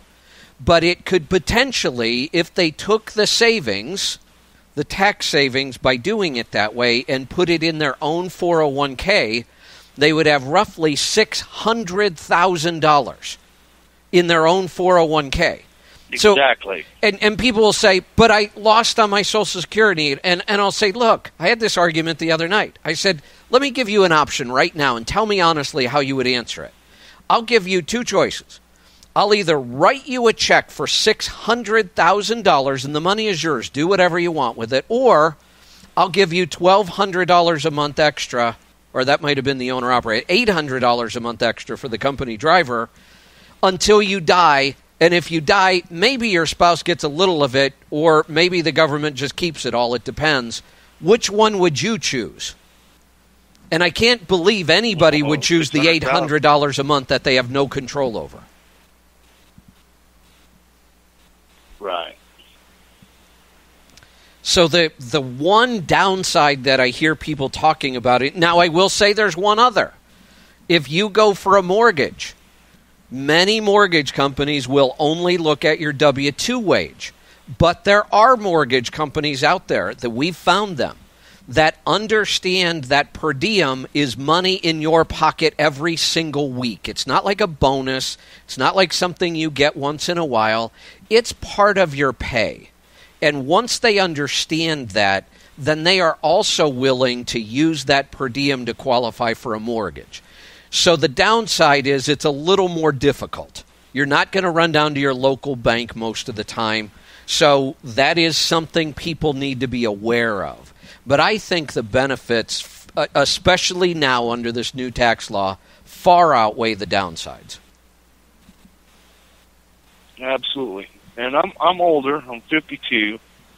So the time to make the Social Security money isn't there. I'd rather have that where I just put it in my own 401k, the difference. And it's money you get to control. You get to do whatever you want with it. You get to, if you, in your will, you can leave it to your cat if you want. I mean, and I don't care what people do with their money. I just like to have control over it. Social Security may be the worst investment on the planet.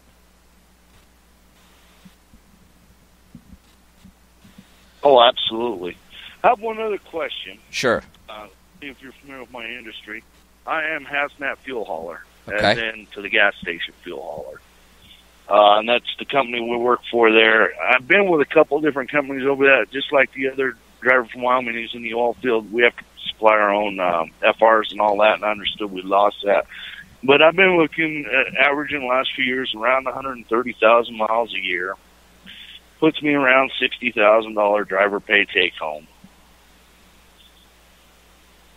And, I've talked to some of these drivers, and I was listening to you make the comments about going on your own and all that. And I've talked to a few drivers that were willing to share what they're actually making or doing. And it just seems like, the few I've talked to, it seemed like their pay was awful low for the investment of equipment and going on their own. I think one of them I talked to was about $70,000 a year is what he netted after everything, and another one I talked to was about $60,000. Were the two big numbers that I've run into. Yeah, and I'm not surprised. And, that's the thing about business in general. We have this assumption that you go into business and you make more money. That's absolutely not true. What happens, this is absolutely true. You have the possibility or the potential of making more money. In fact, we could clearly say that as an employee truck driver, there is a maximum that you could make, right? I mean, $80,000 drivers are awesome jobs. There aren't many of those. $100,000 drivers, employees are probably really, really rare. I have many owner-operators this year breaking 100,000, but if we wanted to look at potential, the CEO of Swift makes lots and lots and lots of money, hundreds of millions of dollars. He started with one truck. So that's how I look at potential. I mean, there is no limit. So, being an employee at any company, there's going to be a limit, unless you're going to be the CEO. But, in business, there's none. Nothing would stop me from making more money except me. That's the only thing. Everything's in my control. Right. It comes back to the difference between Social Security and my 401k. Control. I get to make all the decisions. That's why I'm in business. It's why I've been in business my whole life. It wasn't about the money. It was about control and potential. So I tell people, if the only thing you're focused on is money, then no, you probably shouldn't go into business. If you told me right now, we'll give you, I like choices again. We'll give you two choices. You can either go drive, you can pick your perfect driving job and we'll pay you $100,000 a year for it, or do the same job as an owner-operator, and the first year we're going to limit you to $40,000, and then after that, it's whatever you can make. I don't have to think 30 seconds about that.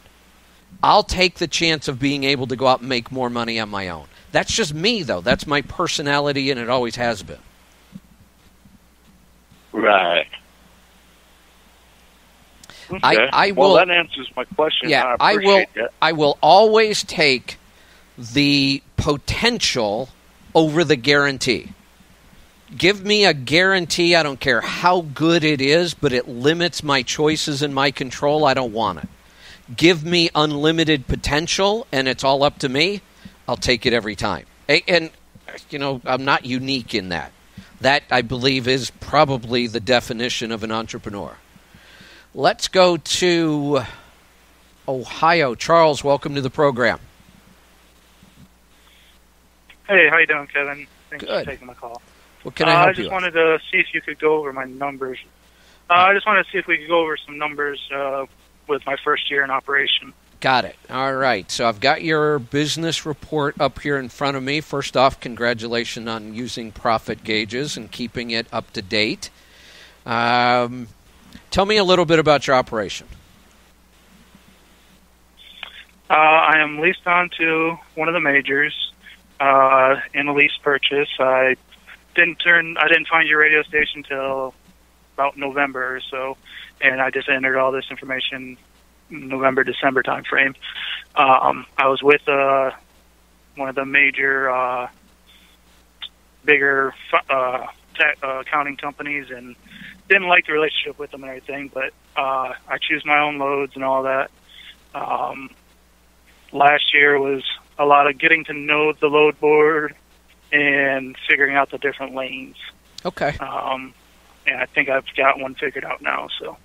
Good. Well, I'll tell you, it looks like I'm looking at numbers from March to December. Is that when you started in March? Yes, sir.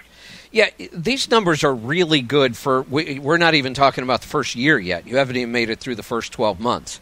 So right. The numbers here are good. Not outstanding, but I don't expect outstanding in the first year. I expect, good and getting better.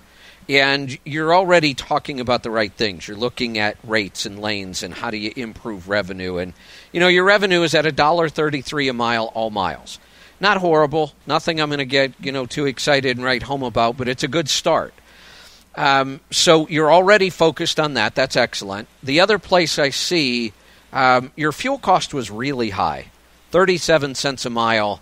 It wouldn't be unusual to knock 10 cents a mile off that. And remember, anytime we cut expenses, 100% of that money goes in our pocket.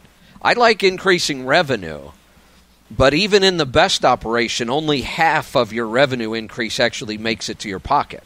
I can tell you in your case right now, I talked about, 30 or 50% profit margins without equipment. Let me look at what your lease is costing you. Your lease is costing you 27% of your revenue.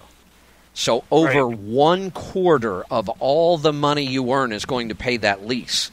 That's expensive.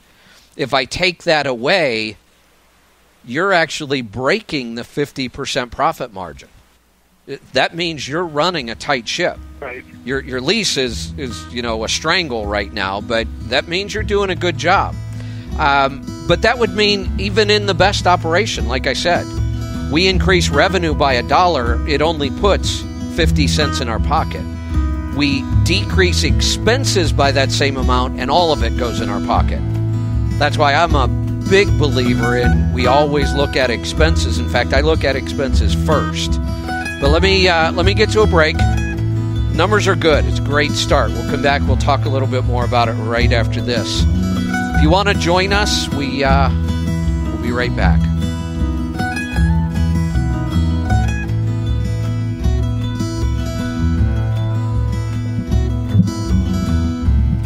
We are Road Dog Trucking Radio. From the heart of America. Broadcasting from sea to shining sea and all places in between. Nashville, Tennessee. New Orleans. The Mississippi Gulf Coast. New York City. Kansas City, Missouri. From the West Virginia coal mines to the Rocky Mountains and the western skies. Road Dog Trucking Radio is everywhere. Next time you're in the neighborhood, make sure you stop by Sirius XM Channel 146.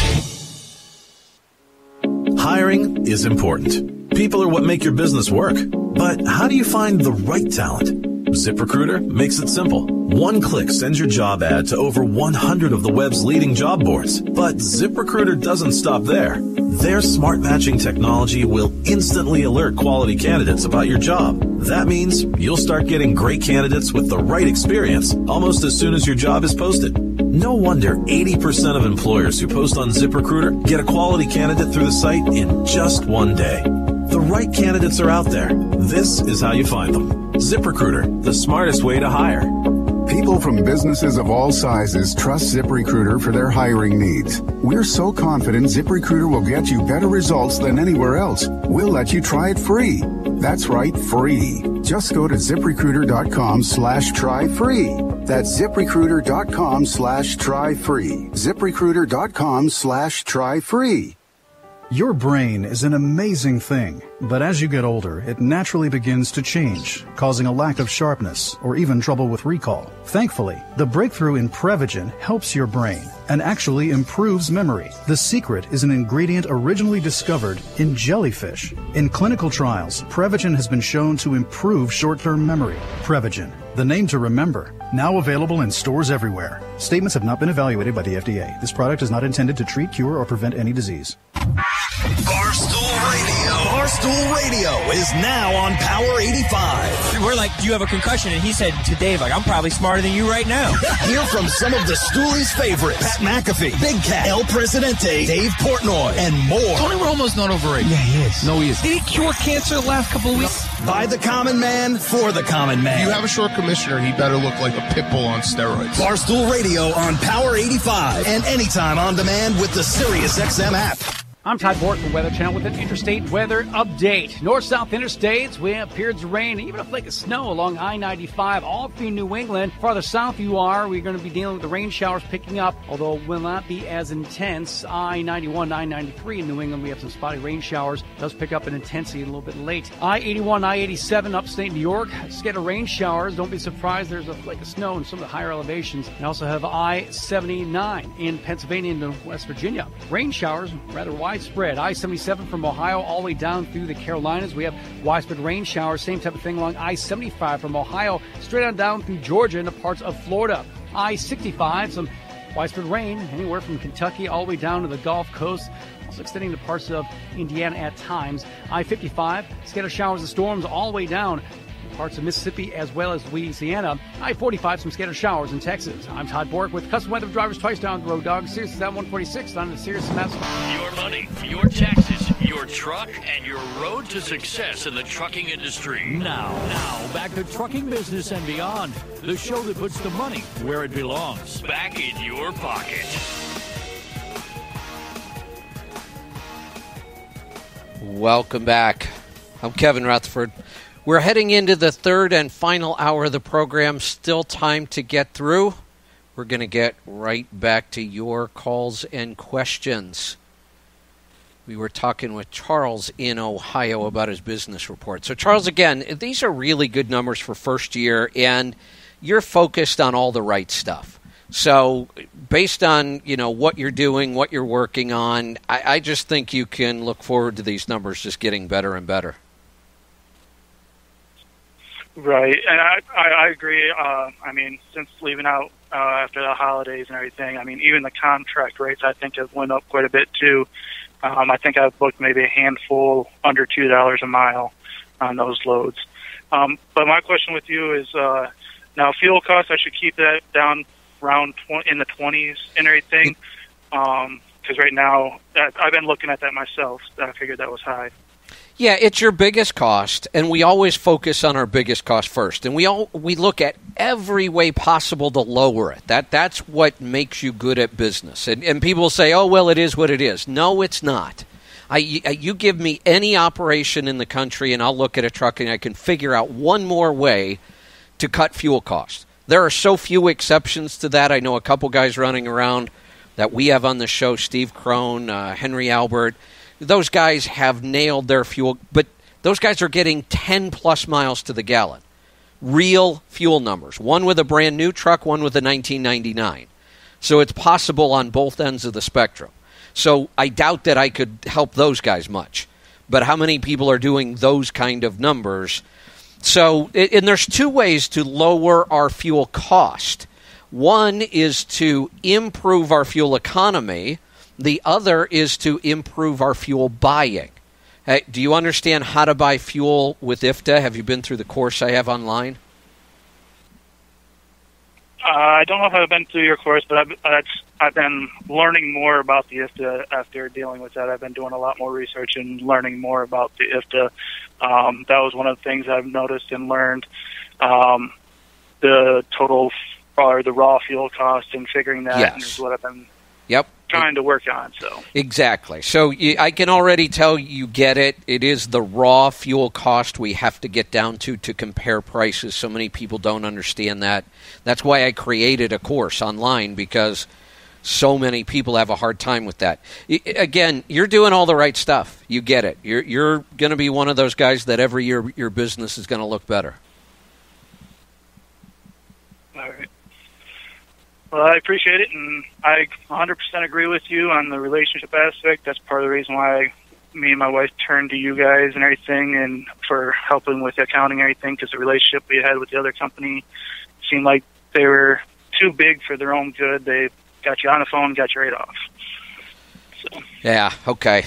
Got it. Well, we love having you. I love helping people with their numbers and their business. So, again, congratulations. A great first year. And we look forward to doing more business with you and helping out. Let's get to Florida this time. Rich, welcome to the program. Hi, Kevin. How are you today? Good. What can I help you with? I'm wanting some advice, some tips on driving in the winter. I know you spent many years driving in Ohio. Little things like, what do you do with your defroster to keep your wipers? I hear keep them on. I hear keep it hot, and some people say keep it cold. Jake brake. Some people say don't turn it on. Mine's not much of a Jake brake, so I don't think it's relevant, but anything you can tell me from your experience would be great, because I kind of freak out in the wintertime. Got it. And, I think that's a good thing. We need to be very cautious in the wintertime. Some of the worst drivers I see are over-experienced drivers that don't give, bad weather enough respect. So I'd much rather see somebody who's overly cautious rather than somebody who's overly confident. So I think you're starting from a good place, and I love the fact that you're asking questions because that's how we learn. Nobody got into this business knowing all this stuff. I did do a lot of driving in the Northeast and the Midwest in the winter. I've also done a lot of driving, out here on the West Coast and in the mountains, two totally different things. Here is, I know this is going to sound stupid simple, but the one big thing you can do that makes everything else better in the wintertime, just slow down. And I don't mean just in speed of driving. Slow down everything. Slow down your thought process. Slow down, that urgent need to get everything done quickly. Just slow down. And, of course, slow down speed. There are some driving conditions. That might be... Oh, go ahead. I was going to say that might be one of the things that I know I'm doing right. If it starts to get questionable, I slow down, and everything is very slow, fluid movements. Exactly. Don't jerk the wheel. Don't jab the brakes. Very slow, very fluid movements. That's the biggest thing, and it sounds like you knew that instinctively, and you're already doing that. Keep a lot of space around you. This is something I'm big on all the time. I don't care if it's 80 degrees and sunshine and no wind. I hate running in a pack. I hate other vehicles near me. I was trained and almost became a trainer in what's called the Smith system. And one of the tenets of the Smith system is always keep an out, which means if something goes wrong, you always have an escape from the accident. When you travel in a pack, that gets minimized or eliminated. You have nowhere to go when things go wrong. That's why we see these Facebook pictures of these huge pile-ups, because everybody wants to run in a pack. I want everybody away from me. Get the hell away from me when I'm on the road. That's why I love driving 57 miles an hour in good weather. Nobody runs with you when you drive 57. Everybody passes you and they stay away from you. And that was a big part of it. The biggest part was fuel economy, because I was the one paying for the fuel. But I don't like running in a pack. I don't like a lot of other vehicles around me. And if you're kind of out on the highway by yourself, the odds of some sort of an accident go way, way down. Now all I have to worry about is my driving. I don't have to worry about everybody else's. So that's another thing. You stay out of the pack. Give yourself lots of space, especially in front of you. The other big thing, and then we'll get to some of those small things like defrosters and Jake brakes, because those can make a difference. But the other big thing is there are certain conditions I won't drive in, period. There is no freight that would impel me to go out and drive on black ice. There is zero control on black ice. I don't care how good you are. And I think the most dangerous time in driving is when it's been raining and the temperature is dropping and bridges start to freeze before the rest of the road surface does. That condition, I am not embarrassed to say, terrifies me, because I think I'm a really skilled, cautious driver in a truck, and I drove a lot of miles without accidents, but the one fear I always had in my mind is I'm going to be the first guy to go across that bridge after it freezes and I'm not paying attention to the temperature, and the odds of crashing in a situation like that go way up. So that was the situation I always feared the most. Because I feared it, I paid attention to it. When the temperature got to 35 or 36 degrees, I started really paying attention and slowing down. And when it froze and there was black ice, I just got off the road. I mean, I'm not one of those macho drivers that says, oh, I'll drive through anything. No, I'm not driving through anything. I've had some really bad experiences in Ohio when the road got that slick, and luckily didn't crash, but it was enough to make me park. And there isn't a dispatcher, a broker, or a customer on the planet that would convince me to get back out on the road when it's like that. It's not just my life. We've got an 80,000-pound missile that could kill other people. We have a responsibility not to drive in those kind of conditions. So don't ever let anybody pressure you to drive when you're not comfortable.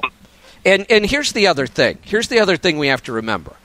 A 30-year driver who has been through 30 winters, he can drive in conditions that other drivers can't. I get that. That might not be being macho. That might be just driving to his skill level. But in that same storm where the 30-year veteran of winter driving is still moving, a one-year rookie should be parked. And at that point, you've got to say, yeah, there might be other trucks moving, but that's beyond my skill level right now. And that's just smart. And sometimes it's hard to do that, but that's how you get to be the 30-year guy with no accidents. Right. I mentioned this to Lisa, and it's somewhat embarrassing. Part of my problem right now, and this might be a mental thing, I don't know. I hear the music. Should I wait till the break's over? Give me the statement, and then I can think about it. We'll come back and talk about it. Well, I made a dumb mistake and got loose coming down Vale. Thank God I kept it on the road, but I was sideways for a while. Now, I almost panic when the snow starts to fall at all. Got it. Okay. We'll talk about that right after this. Stick around. We'll be right back. I'm Kevin Rutherford.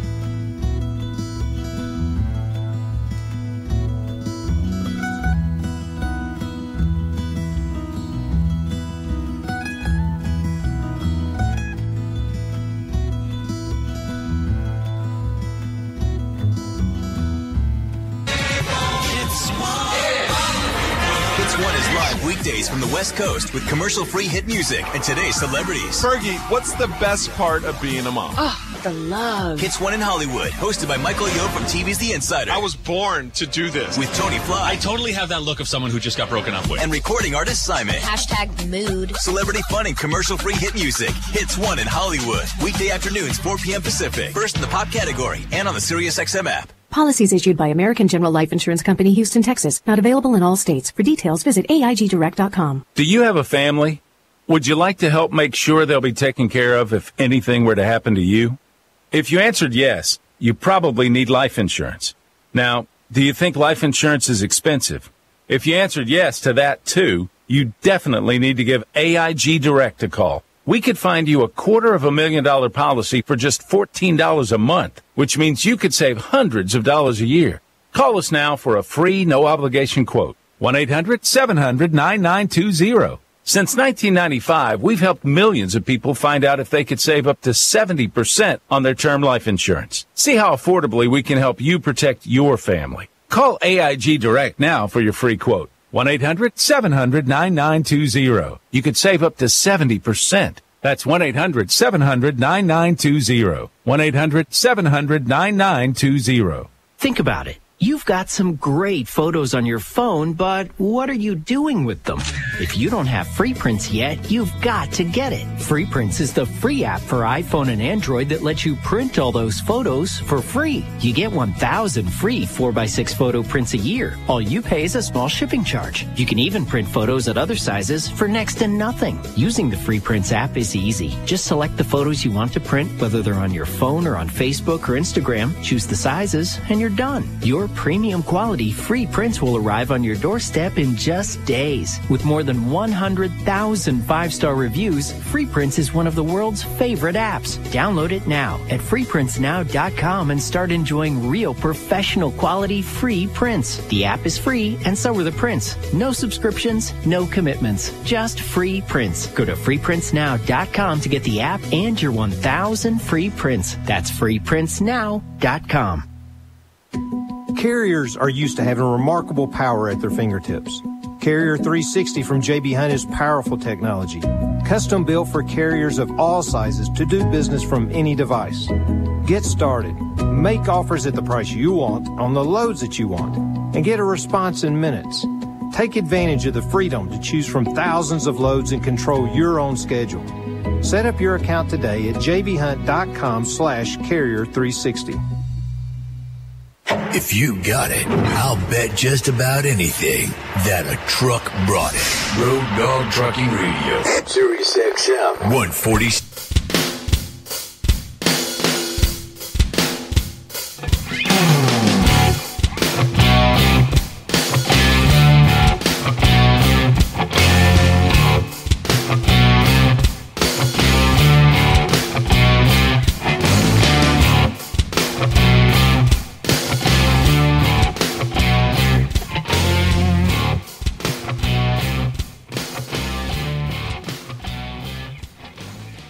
Welcome back. I'm Kevin Rutherford. The number to join us, 8888 Road Dog. I'm going to get right back to the calls. I was talking to Rich in Florida. I'm going to bring him back on. So, Rich, here's the good news. I had several of those experiences early on in my career, and I was grateful for them.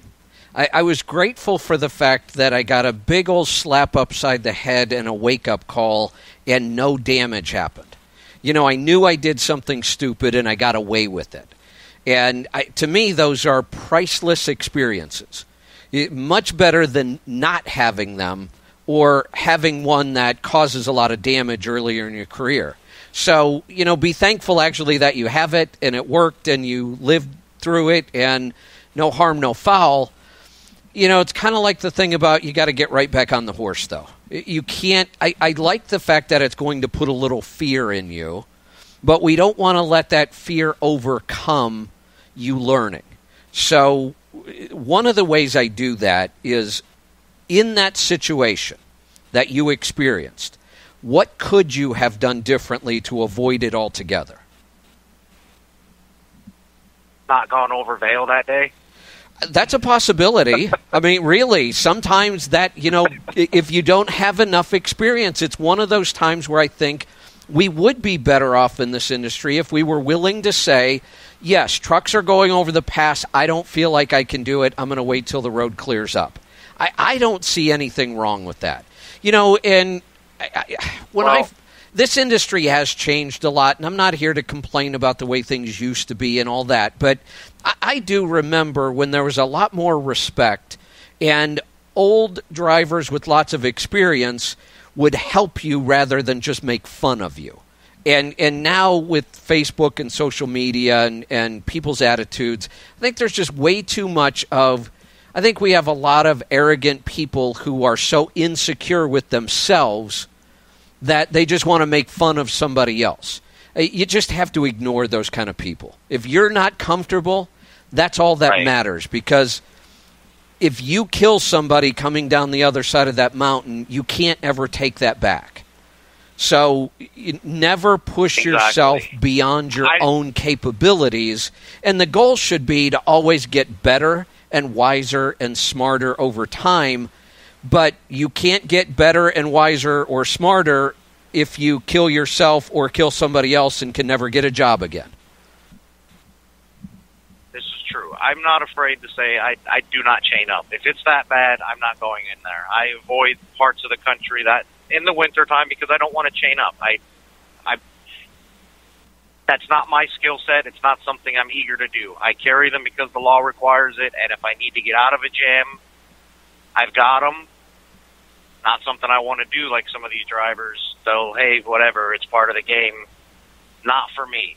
That particular day, there was no chain-up law. I kept checking the weather, deciding if I wanted to go around to go to Vegas or go up over 70. There was no snow in the forecast. Weather was good. What I didn't know is right near the top of the hill and on the way down, there was that very down layer of snow and ice still on the road.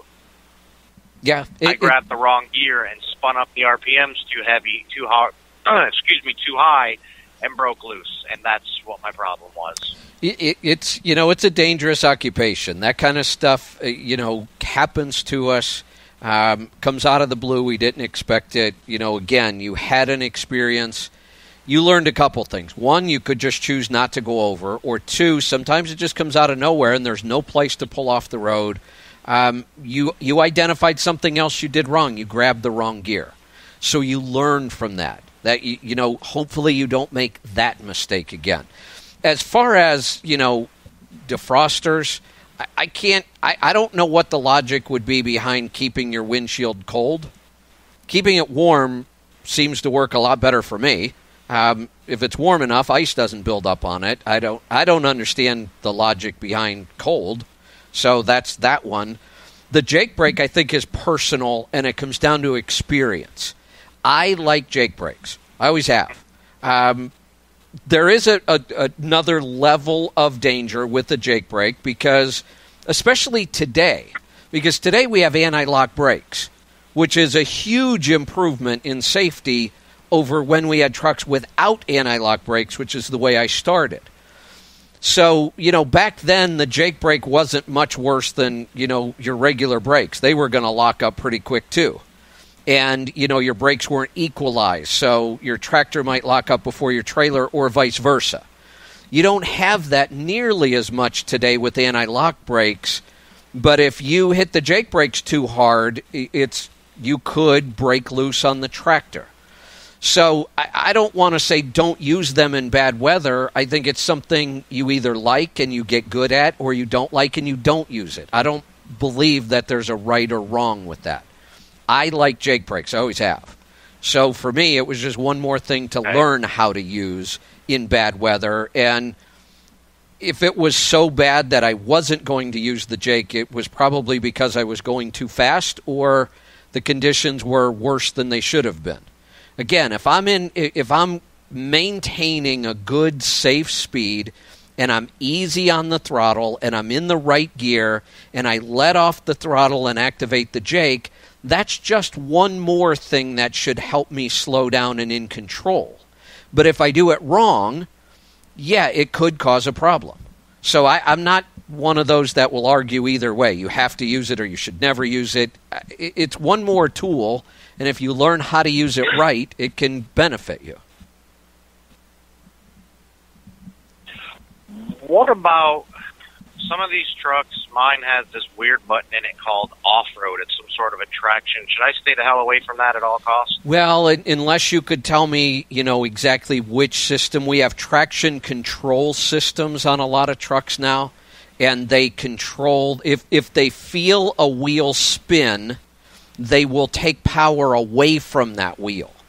And some drivers... That's what this one supposedly does. Some drivers don't like that, and more experienced drivers don't like it. I have cars that do it. I've had trucks that do it. This is another one of those personal preferences. I like to turn those off because I still feel like in most cases in a truck, I can control better, and they will really, really limit acceleration, which is kind of the point. But, I think if you've got enough experience, you can turn those off and do better. In your case, I would say leave it on. Now, I'll also tell you in vehicles, in cars, passenger cars, that technology has gotten so much better just recently. I just recently bought a new vehicle, and I had one last winter, that I was blown away by how good that traction control worked, and I actually started leaving it on. And that's new for me. In every vehicle I've ever had that had it in bad weather, I would turn it off. I wanted to control the vehicle myself. Trucks will get there too. I haven't driven, any of the 2018s in bad weather. Maybe they're already getting a lot better.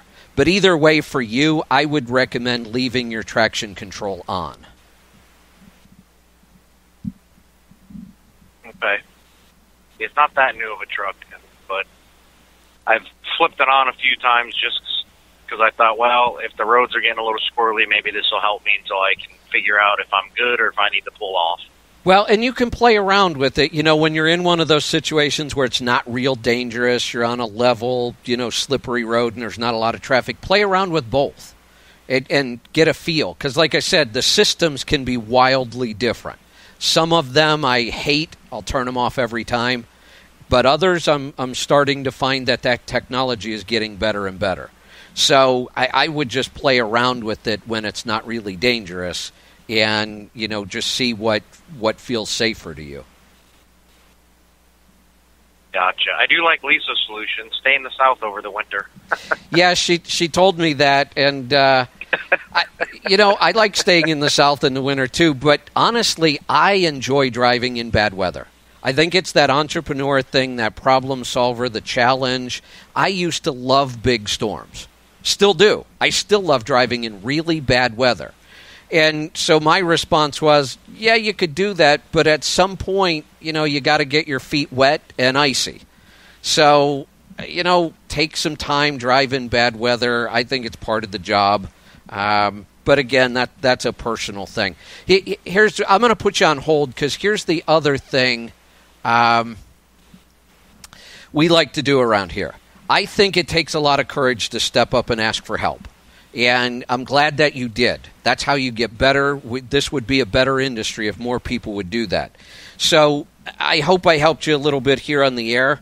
But we have a lot of listeners that really like to do the same thing. And Dale Howard, you've heard Dale on the show many, many times. He's part of our Let's Truck team.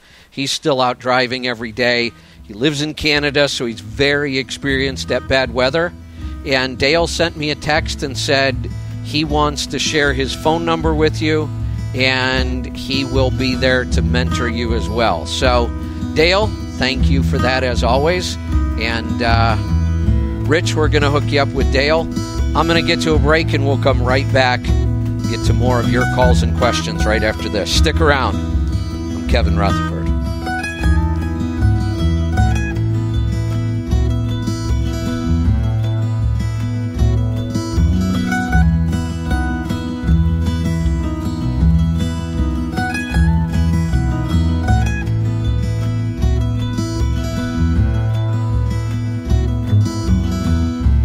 Trucking Radio gives you a different kind of trucking show. About life, about love, about work, about career, the trucking industry. Meredith Oaks, Christie, it's freewheeling. Where drivers go to get informed and talk about the world at large. What a concept. Freewheeling with Meredith Oaks and Chris T. Weekdays from 11 a.m. to 2 p.m. It's a self-discovery journey. And again at 8 p.m. to 11 p.m. Because it is a gift to the world. Exclusively on Road Dog Trucking Radio and on the SiriusXM app. Acme Home Insurance. Yes, I'd like to make a claim. What are you wanting to claim, sir? My water heater broke down. Sorry, but your homeowner's insurance doesn't cover water heater breakdowns. So what do you cover? Home damage from things like earthquakes, volcanoes, a zombie apocalypse. A zombie apocalypse? But that'll never happen. But if it did, you'd be covered, sir. But not my water heater? I'm afraid not. But his water heater could have been covered with a home warranty from American Home Shield. We cover major components of air conditioners plus 20 other home systems and appliances like electrical systems, plumbing, refrigerators, and more. For valuable free information, call 1-800-700-4350. Homeowners insurance can cover what might happen. Zombies are coming! But a home warranty helps cover what will happen. Now the dryer won't work. Be sure with the Shield. American Home Shield. For valuable free information, call 1-800-700-4350. That's 1-800-700-4350. Limitations and exclusions apply. See plan for details. Message and data rates may apply. Warning. Texting while driving is illegal just about everywhere. So if you want to take advantage of a life-changing LASIK offer, pull over when you can, because a special opportunity is just one text away. The LASIK Vision Institute is offering absolutely free evaluations and dramatically low prices on high-quality LASIK. Text the keyword CLEAR22 to 350350 to get the benefit of FDA-approved LASIK technology that gives the majority of patients 20/20 vision for a fraction of what others charge. Text to schedule your free appointment to see if LASIK is right for you. When you text CLEAR22 to 350350, you'll also get an extra 20% discount off our already low-cost services. We've already performed over 1 million procedures. Today, it's your turn. Discover how you can get the quality LASIK experience you've always wanted for a fraction of what others charge. This great offer is just a text away. Text CLEAR22 to 350350. That's CLEAR22 to 350350. I'm Todd Boyd, the Weather Channel, with an interstate weather update. East-west interstates dealing with a wide swath of precipitation from New England all the way down to Texas. Take a look at the east-west interstates. I-90, we have the periods of rain out there that does extend anywhere from Massachusetts all the way into parts of Ohio. Same type of thing along I-84 into New England and parts of New York State. I-80 and I-70, we're seeing those showers out there, particularly into Pennsylvania as well as Ohio. Also extending into parts of New Jersey along I-76 as well as I-78. I-70 dealing with the showers from Maryland all the way into Ohio. I-64, the rain is out there anywhere from Kentucky spreading into Virginia. I-40, the showers and the rumble of thunder from Tennessee into North Carolina. I-20, we have the showers and the rumble of thunder from the Carolinas all the way into Texas. And I-10, we have the scattered showers and rumble of thunder from Florida to southeast Texas. I-90 out west, some spotty snow. Montana into Washington State. I'm Todd Bork with custom weather drivers twice now on the Road Dog Sirius XM 126 and on the Sirius XM smartphone.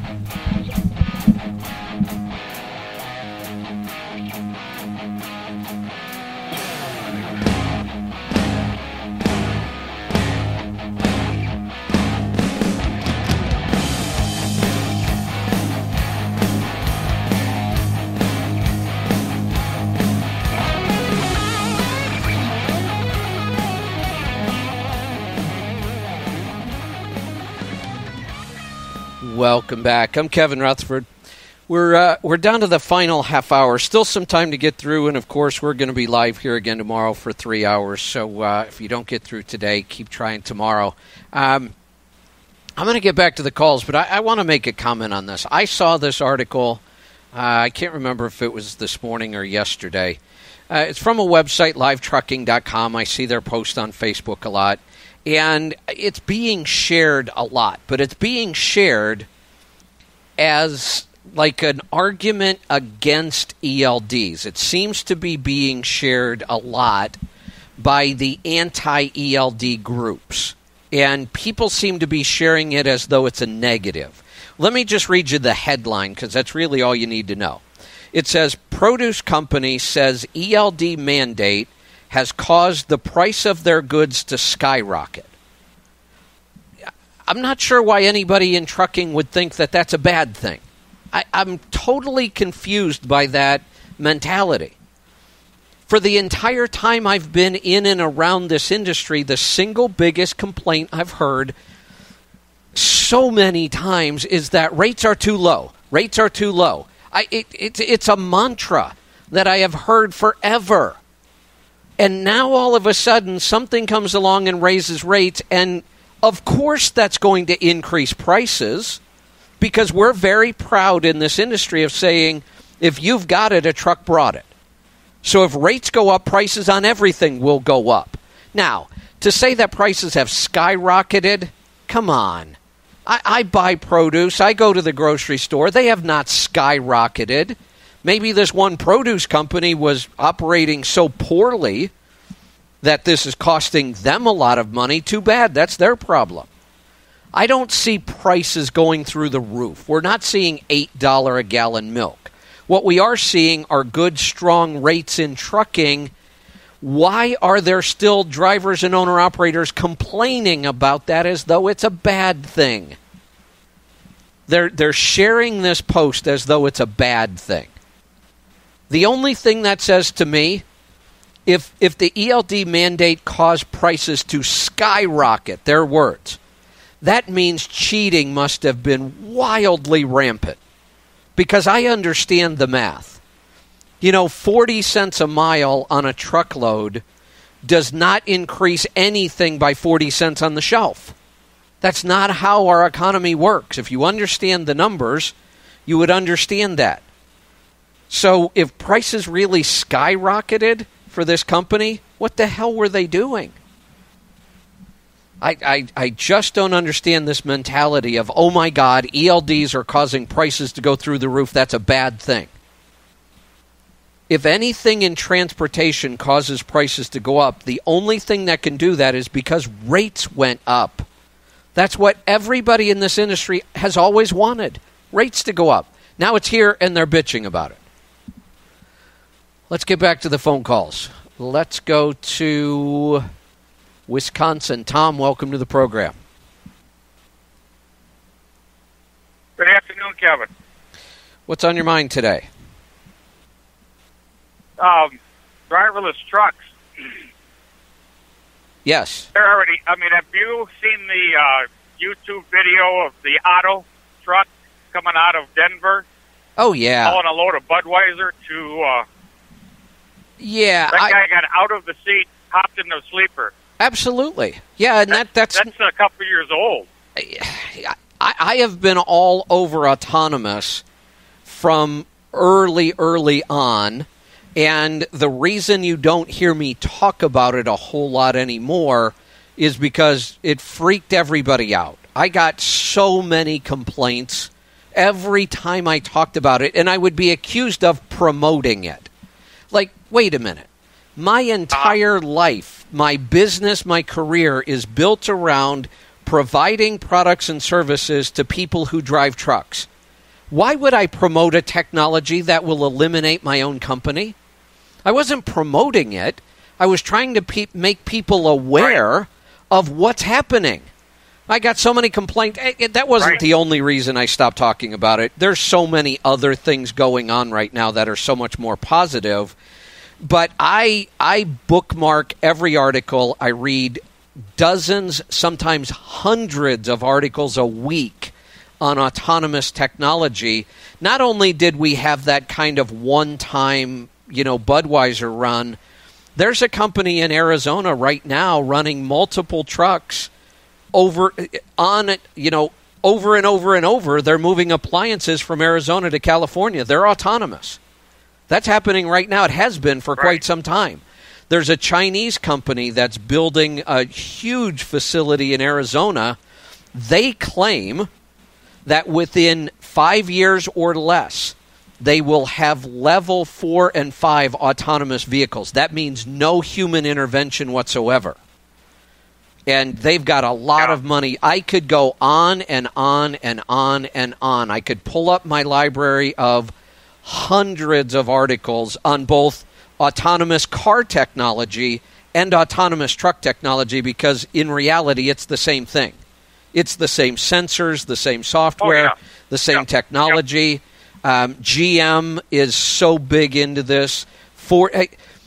I tried to put together a list of all the companies worldwide that are heavily invested in autonomous technology. When I got to like 70 major corporations investing heavily into this, I stopped counting. Yeah. Yep. If anybody is wondering, if they haven't seen that video, they need to go on there and on YouTube and look at that video, because it's something else. Yeah, I've got one other question. Oh, yeah, let me address one more thing and then we'll get to it. Here's the other reason I stopped talking about it. Okay. I got tired of disputing really, really stupid arguments from people who don't understand the technology at all. They don't understand how much money is being invested into it. And they would make statements like, well, that technology could never back into the dock I just backed into. And that is one of the stupidest statements I have heard. Not only will that technology back into the dock, it will do it better than you 100 times out of 100 times. That's the beauty of computers. Once you do all the hard work to program them, they do the same thing over and over and over and over, and they hardly ever fail. But humans are not good at that kind of stuff. We have a much, much higher failure rate. Or they would say, oh, just wait. As soon as that technology kills somebody, the lawyers will be all over it and it won't go anywhere. Another really stupid statement. Companies would not be investing hundreds of billions, probably trillions now, of dollars into a technology that could be eliminated that easily. And what they don't understand, let's say that an autonomous truck killed somebody today out on the road. They would freak out. But yet humans killed 60 people on the roads yesterday. And they do it day after day after day, every single day, and we don't seem to care about that. Exactly. Yep. Or they would talk about how expensive it is. It's not expensive at all. It's dirt cheap, and it's going to save so much money. That's why companies are investing so heavily in it. So I just got tired of debating with people who were only acting emotionally. They're emotional because they could lose their job. I get that. But you got to take the emotion out of it. I'm much more positive now. I think for the next decade at least. I don't try to predict much out past 10 years. But I think for the next decade, autonomous technology is going to be to our advantage as drivers and owner-operators. At some point, I believe it will take our jobs. But I don't think that's within the next 10 years. I think there's going to be a lot of autonomous vehicles on the road in the next 10 years, but I actually think it's going to make things better for us in the short term.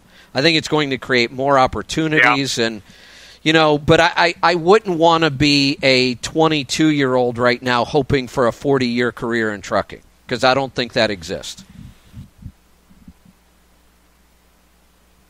Yeah, not unless they get into specialized or a niche where, that it's just not going to be I wouldn't. A situation where it would work. With artificial intelligence and the advancements, I'm not even sure I would bet on that. That's why I don't try to predict out more than 10 years. There are things that are being worked on we can't even imagine.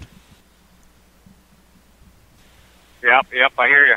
They got a quick comment on electronic logs. I drive a 99, so I don't have to do it. And it kind of goes back to, a lot of truck drivers and a lot of people say we have the freedom out here. Remember one thing, we have less freedoms out here than the four-wheelers and other people because hours of service, way stations, getting pulled over for no reason, those are freedoms that are lost. Let me, Tom, hold that thought.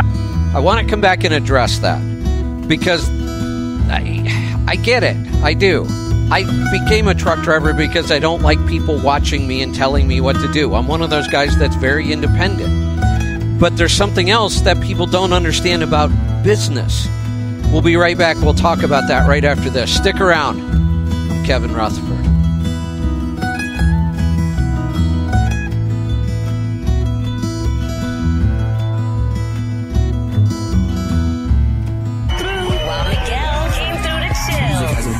Finding where it belongs. Relive the biggest moments in hip-hop and R&B with encores of exclusive SiriusXM performances, along with the year's top jams on countdowns from the Heat and Hip Hop Nation. I don't dance now, I make money. SiriusXM's Best of Hip Hop and R&B 2017. On now through January 29th on Spotlight Channel 4. You deserve more out of trucking. With USA Truck, you can be the boss and drive your way. Friendly to owner-operators, USA Truck offers high pay, including their new $5,000 transition bonus and ability to choose your own pay program. And if you choose to lease, they offer new and lightly used trucks with minimal credit requirements, low pricing, and trade-in equity. The best run for themselves. Drive proud. Drive USA. Call USA Truck at 866-570-2226 or driveusatruck.com. The following statements have not been evaluated by the Food and Drug Administration. This product is not intended to diagnose, treat, cure, or prevent any disease. Remember that sinking feeling when you first noticed your hair was thinning? You probably thought, this can't be happening to me. Factors like stress, aging, or hormones can cause hair thinning. Fix your thinning hair with Viviscal, the #1 selling healthy hair supplement in the U.S. 100% drug-free Viviscal has proven clinical results and is specially formulated with a proprietary marine-based complex and other nutrients that work in harmony to reduce hair shedding and increase volume and thickness. And 2 little tablets daily are all you need. Discover the secret A-list celebrities, hairstylists, and millions of women have fallen in love with. Right now, try Viviscal risk-free for 90 days and get free shipping. And be sure to ask about our exclusive men's formula. For your 90-day risk-free trial and free shipping, call 800-941-3938. 800-941-3938. That's 800-941-3938. At SelectQuote, we know life insurance through work is a great perk, but do you even know how much your employer provides? Usually it's a year's salary, maybe 2 if you're lucky. So if you die, your family is taken care of for a couple years. Then what? How will they pay the mortgage? Send the kids to college? It's simple. If you have a family, you need more life insurance than you're getting at work.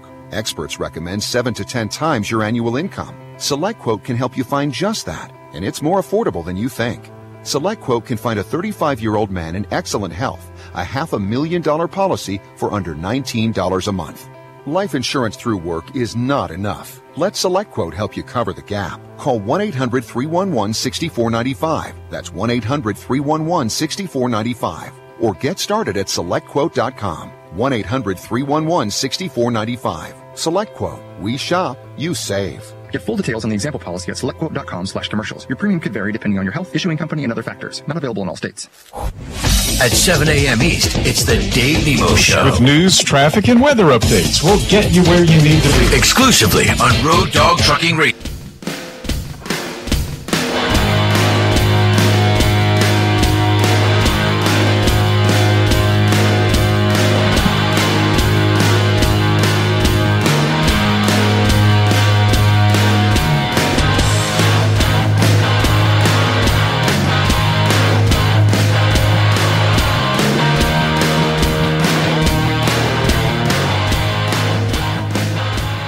Welcome back. I'm Kevin Rutherford. We're down to the final segment. I'm going to get right back to the calls. I'm going to go to Tom in Wisconsin. So, Tom, here's one of the things that really became evident in this whole ELD argument, and that is the fact that people have so little understanding about business.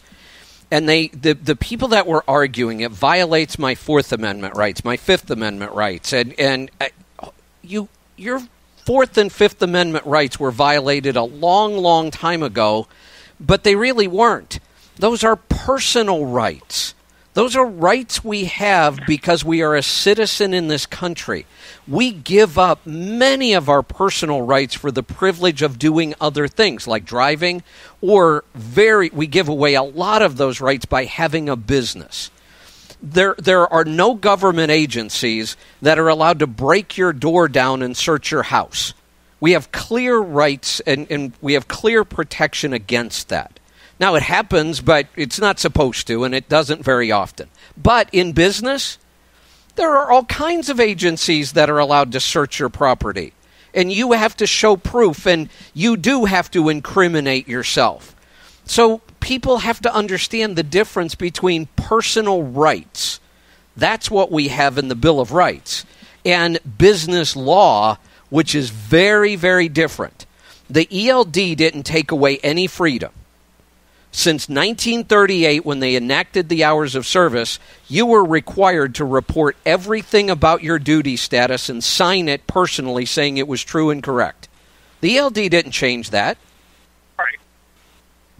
Well, it wasn't right back then either. Well, our country was... That wasn't right either. Well, but here's another... I disagree, because I think business has always been that way. But business, Kevin. No, it's not just business. I was in New Mexico last week, and I had my personal vehicle, and I had to pull over, and I didn't do anything wrong because I went through a border check, which wasn't on the border. We lose our people just lay down for this stuff. Now, see, you just totally switched. What does it matter if I'm driving my personal vehicle or a commercial vehicle? Why does the state patrol get to pull me over for no reason? In a commercial vehicle? I haven't done anything wrong. Now, see, you're mixing the two up. Wrong. Why do they? Because that is always in both. Well, but don't mix. Don't mix the two up, because then we'll never settle anything. I agree with you on the personal vehicle, although, there's another area. We gave up rights in order to drive, but it's supposed to be they have to have reasonable, I forget the term, I use it all the time. They have to have a reason to pull you over, and I'm fine with that. But in a commercial vehicle, that's never been the case. In business, it's never been the case. Since business started. It doesn't mean it's right. It doesn't mean it's right. Well, but now, see, I'm okay with it in business. I think there are lots of reasons we have those kind of, and I'm a libertarian. So I'm one of the guys that believe in total liberty. But business is different for a lot of reasons. Now, I also believe we're over-regulated, because at some point it just becomes ridiculous. That's why I love the fact that Trump has, for every new regulation that's been written, they've eliminated like 13. He's got a great record on that. I'm all for cleaning it up. But I don't have a problem with certain regulations in business. You can't compare them to personal liberties. Those are two very different things. Just because you go to work, you don't lose your This isn't work. liberties. This isn't you don't work. lose your freedom. This isn't Yes, work. it It's business. It's work. You No, want I to make my living. You want to enact. No, you don't have to own a business to earn a living. See, that's the difference. Living in this country, the reason we have freedoms is because we didn't choose that. We were born here. Our country was founded on personal freedom. But there are things we choose to do. Nobody has to drive a vehicle. It's not a requirement. Nobody has to own a business. You make the choice. It's why I like states' rights as well. I choose to. It's why I also like states' rights rather than federal law. Because if I don't like the laws in my state, I can choose to move to a different state. I don't have to live here. So when I have choices, see, those are two totally different things. You choose to go into business. And as much as I am a free market capitalist, we still have to have structure to make business work properly. It's an advantage. Now, let's go back to hours of service. Why were they enacted in 1938? No idea. Oh, well, this is where it pays to know history. Drivers pushed for it. Drivers wanted the protection. This wasn't ever designed to limit a driver's time or to punish him. It was because drivers felt like they were being taken advantage of by their employers, and they wanted some protection.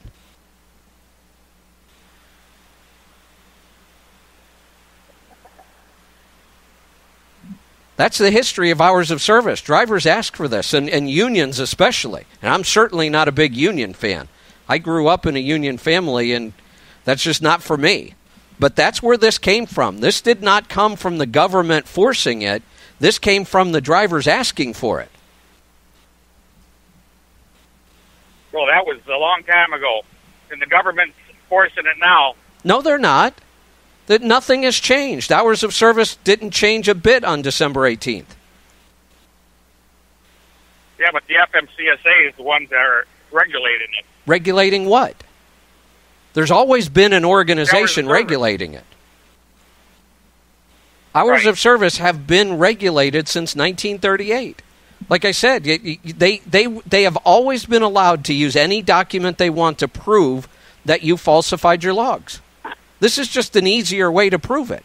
But, it's business, and I see it as an advantage. Look at what is happening with rates. Look at, we as drivers, and I put myself in this group, we have cheated to benefit the shipper and receiver. Now we're forced not to cheat, and guess what? It's actually benefiting us. Doesn't benefit me. Why not? I had to go on the electric log because I have a specific situation that my hours per day is 15, and then my drive time is about 12 to do my dedicated run. So I'm an hour away from home, and now I got to stop for 10 hours? Well, so all you're telling me was prior to ELDs that you cheated, and that was an illegal run to begin with. Yeah. So nothing changed. Right. Nothing changed. The hours of service are exactly the same. An hour or 45 minutes. But they're unrealistic. One size doesn't fit all. It's a joke. That's not ELDs. You're talking now about hours of service. Oh, right. That's what I said when I first said it. I said the 14 hours is the worst thing that we've ever had. It's the hours of service.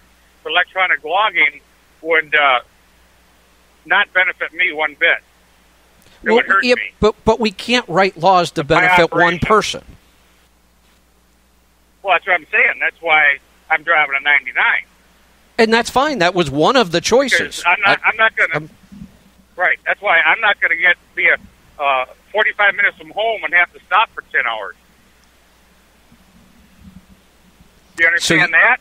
Well, Does that make sense? Well, of course. I'm an hour from home, and I'm perfectly fine, perfectly safe, but now I got to stop for 10 hours? What about the guy that's not 45 minutes? How does that make sense? Well, hold on. What about the guy who's not 45 minutes away from home? He's an hour and a half, but he feels like that's okay for him. Or the guy that's 2 hours and 15 minutes. That's what I'm saying. What I'm saying. If it's okay for him, if he can do it safely, then there's not an issue. How do we determine then without some hours of service? And I've been the one that's come on the air and said, look, just get rid of hours of service completely. That's never going to happen. Right. Without them, how do we determine whether somebody's safe or not?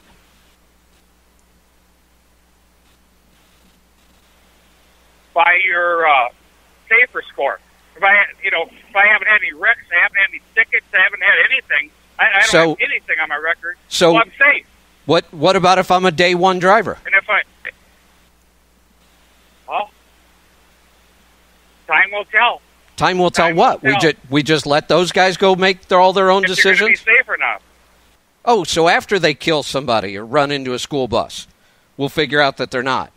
See, as a libertarian, I'm still okay with some business regulation. It actually makes business more efficient. This was one that made being an owner-operator really efficient. Rates are through the roof. I can't, and Tom, I didn't cut you off, by the way. That's the automation on my show because I'm out of time. You and I will just have to agree to disagree on this one because I see, the whole thing completely different. If you want to argue hours of service, go argue them. But that's not what everybody's doing. Everybody's blaming it on the ELD. If you were this passionate about hours of service, you would have been fighting hours of service 10 years ago, or however long you've been in the industry. But all these people fighting didn't bother to fight back then, so don't tell me they're fighting hours of service. They're just fighting ELDs. That's where I disagree. But that's just my opinion. And we know all about opinions. We'll do this again tomorrow. Thanks for joining me. Be safe, be profitable, be fit and healthy. Always do the hard work and master the journey. I'm Kevin Rutherford.